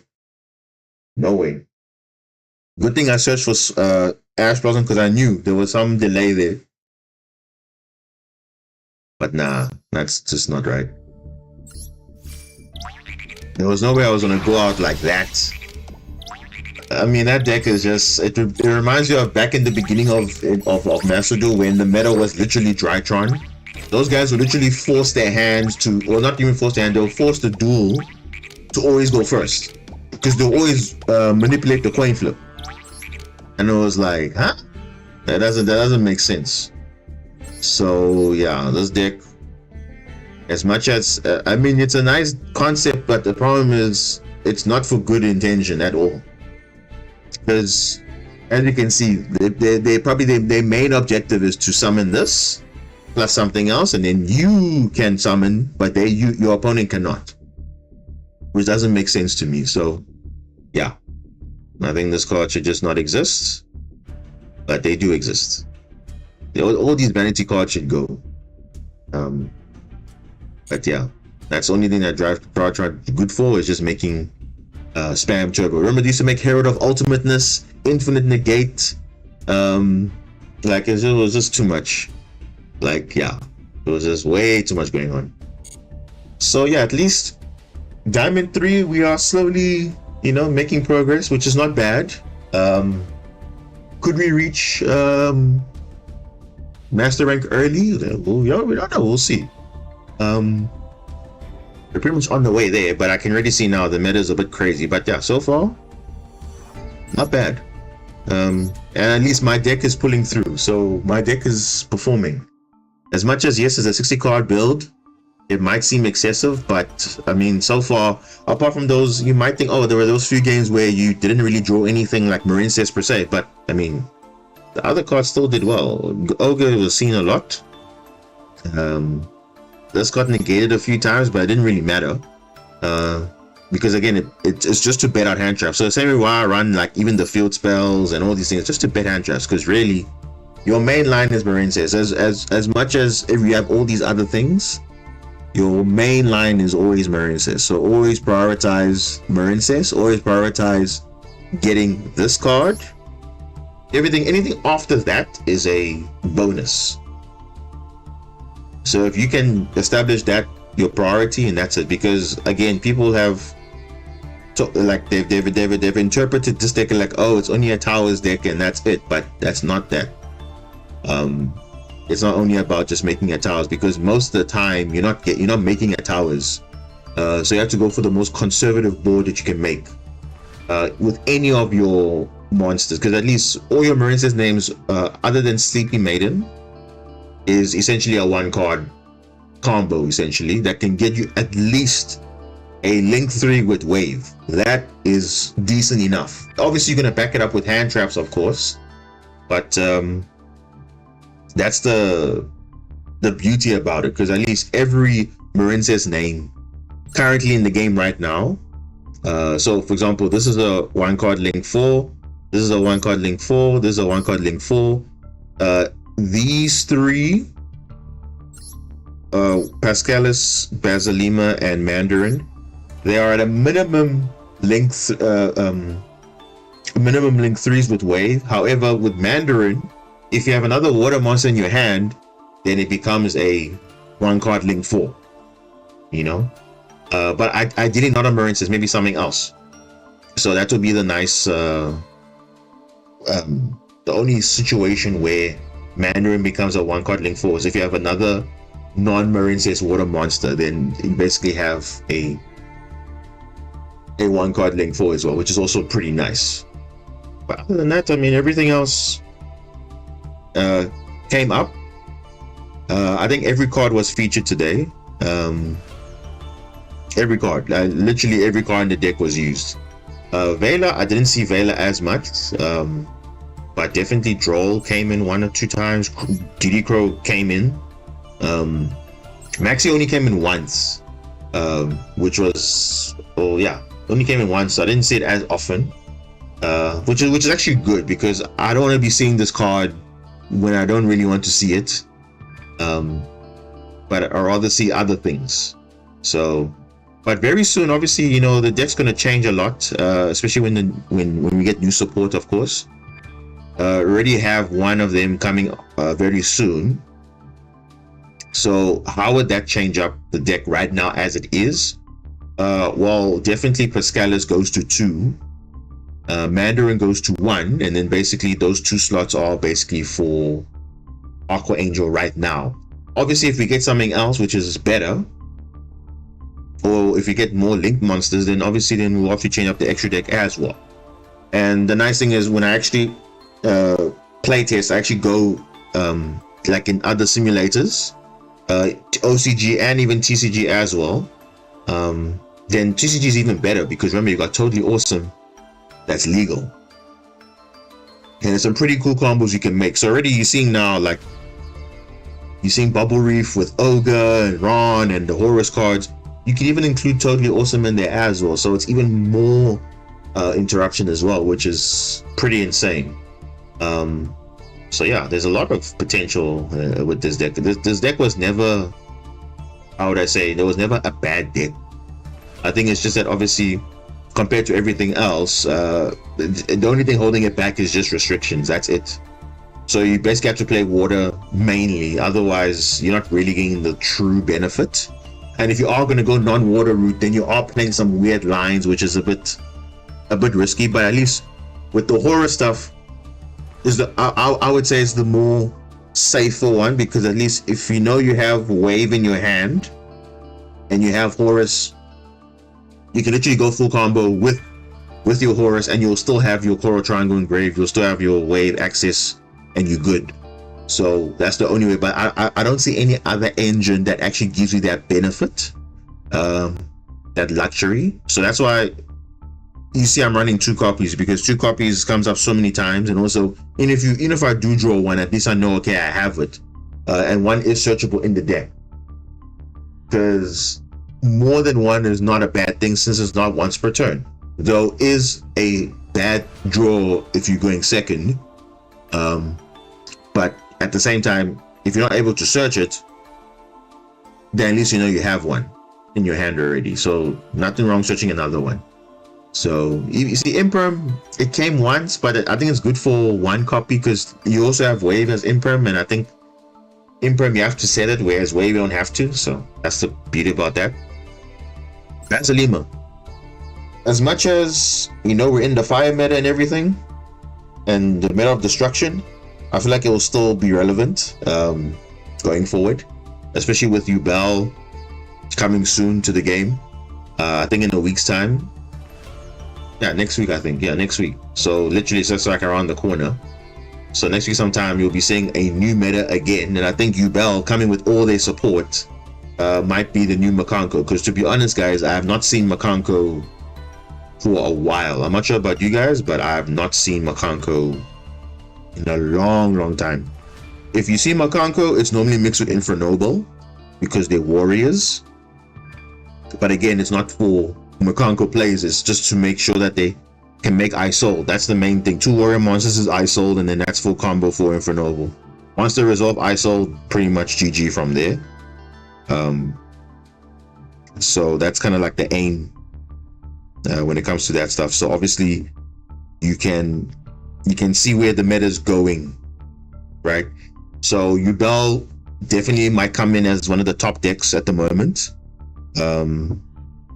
Obviously we still have to wait for Tempai Dragon to come through, but Tempai Dragon will also be the next, also going second deck kind of, but we'll just have to see what's gonna happen. There's also Centurion coming, and then there's also obviously Sky Crisis Typhon is coming, the anti-Zeus, anti-3000 or more attack, but it doesn't die to Promethean though, because Promethean still can target it, so that's the only downside. But we'll see what that happens, because Zeus is at 2 from next week, so it will be interesting to see. So will I be playing the same version of the deck come next week? Well, at the moment, I mean, you guys have seen it yourself. It's just for me, I've literally been saying this the whole time. If you know what you're doing in terms of deck building, you can literally build 60 cards and it feels like you still can get things done. Because I've seen even branded players, they're playing 60 cards and they're actually doing fairly okay because they know when they see a hand, they know what they're doing. Because a lot of times you see different decks. Some decks cannot play more than 40 because it's just the way the deck is designed. And it feels like you're breaking a lot if you are going over 40. So some decks like that, they cannot afford to go more, but I think Marincess is one of those exceptions, I think, that can go over 40 because it needs all the help it can get. Until it gets its own proper support, I don't see a problem playing 60.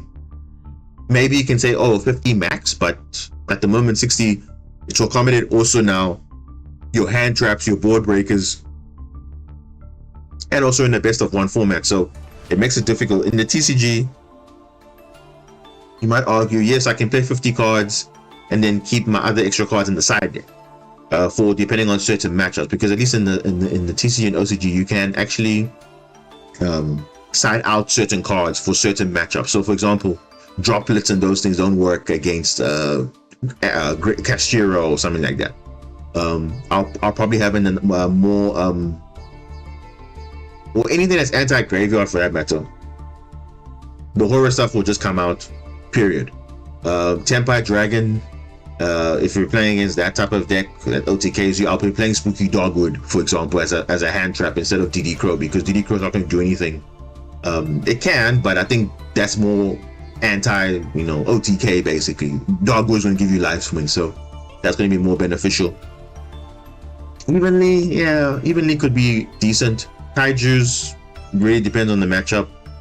And yeah, I think side decking, if you guys want me to actually do a video maybe where I just show a few duels in the TCG or even the OCG, but via different, not Master Duel per se, but actually using the side deck, and what I would take with the new cards that are getting announced and stuff. I can take a deck like this and then go to the TCG, modify it for TCG, and then show you some combos based on what you can do with the current deck that I'm working with, or even in the OCG as well, with the new stuff coming in. So I think that would be a nice foresight as to the future. So you can really kind of prepare yourself for when the new support comes. You're not going to be like, oh, now I have to relearn something. You're already used to it already. Because that's what I've been doing the whole time. Whenever they announce something, okay, cool, I want to go to the lab, test it out, and see what's happening.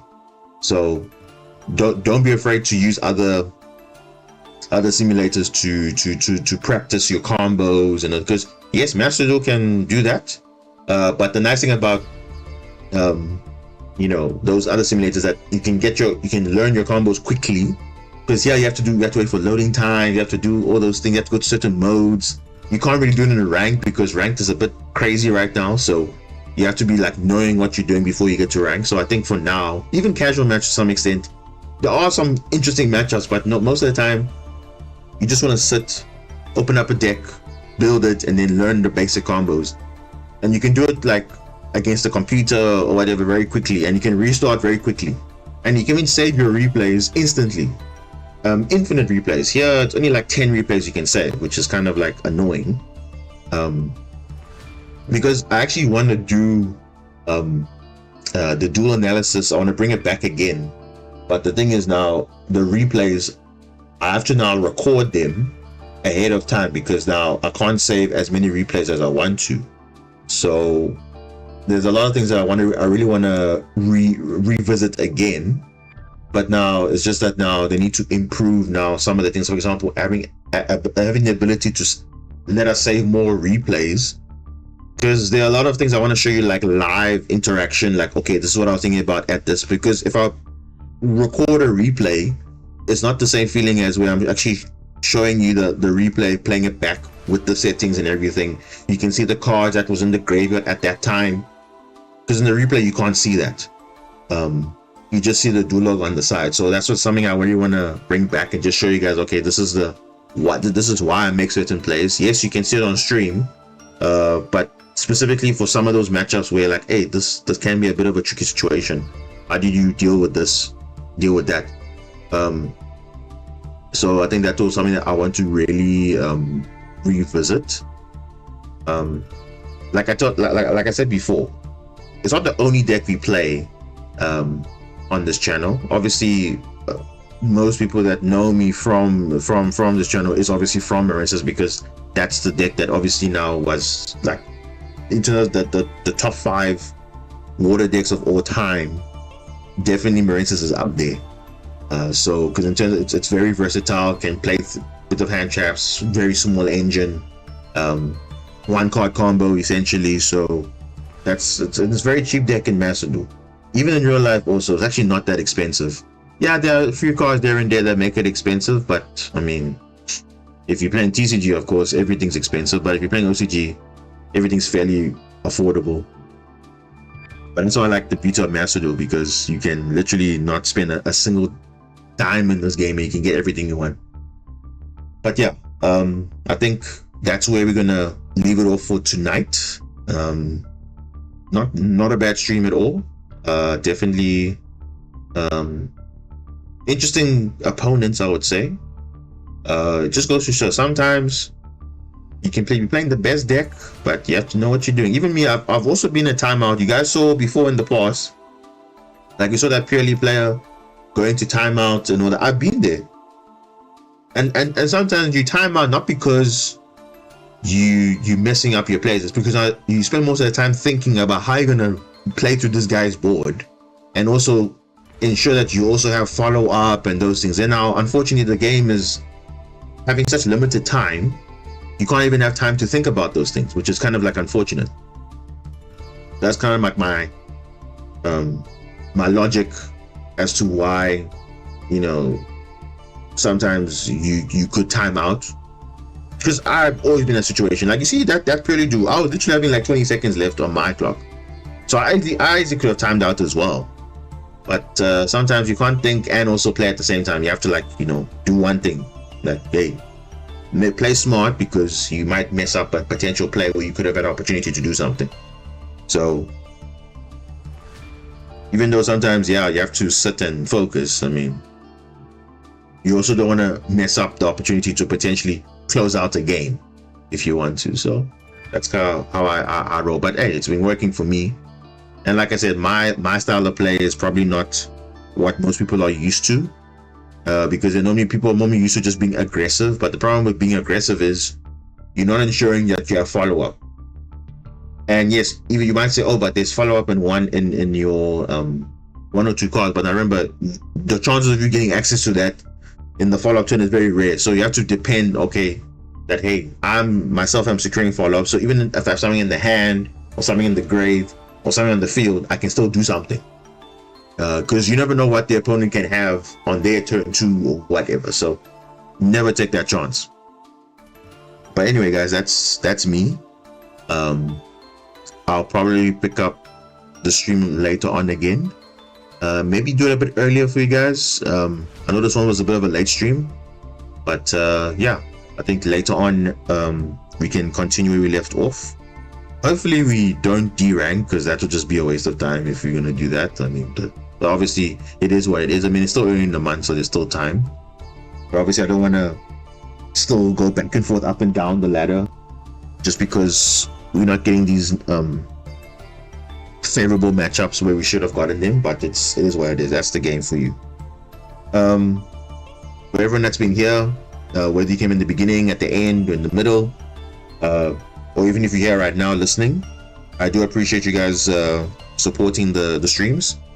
They're not difficult to produce, not that difficult, and obviously it does give me more interaction with you guys. So like I said, the video I posted three days ago, that's obviously just, you know, hardcore matches, just literally like the best of the best, and you see like those crazy plays that I was talking about. Nice matchups, so not just any random opponents, like literally like crazy matchups, which normally Marincess doesn't normally have a chance to compete with normally, but sometimes it's just a player. So sometimes even in those duels, the player is actually very good, but obviously we find a way to play through it, and that's how it is. So really, if you haven't watched that video, I recommend you watch it. It's doing pretty well, and I thank you guys for watching that and supporting that video.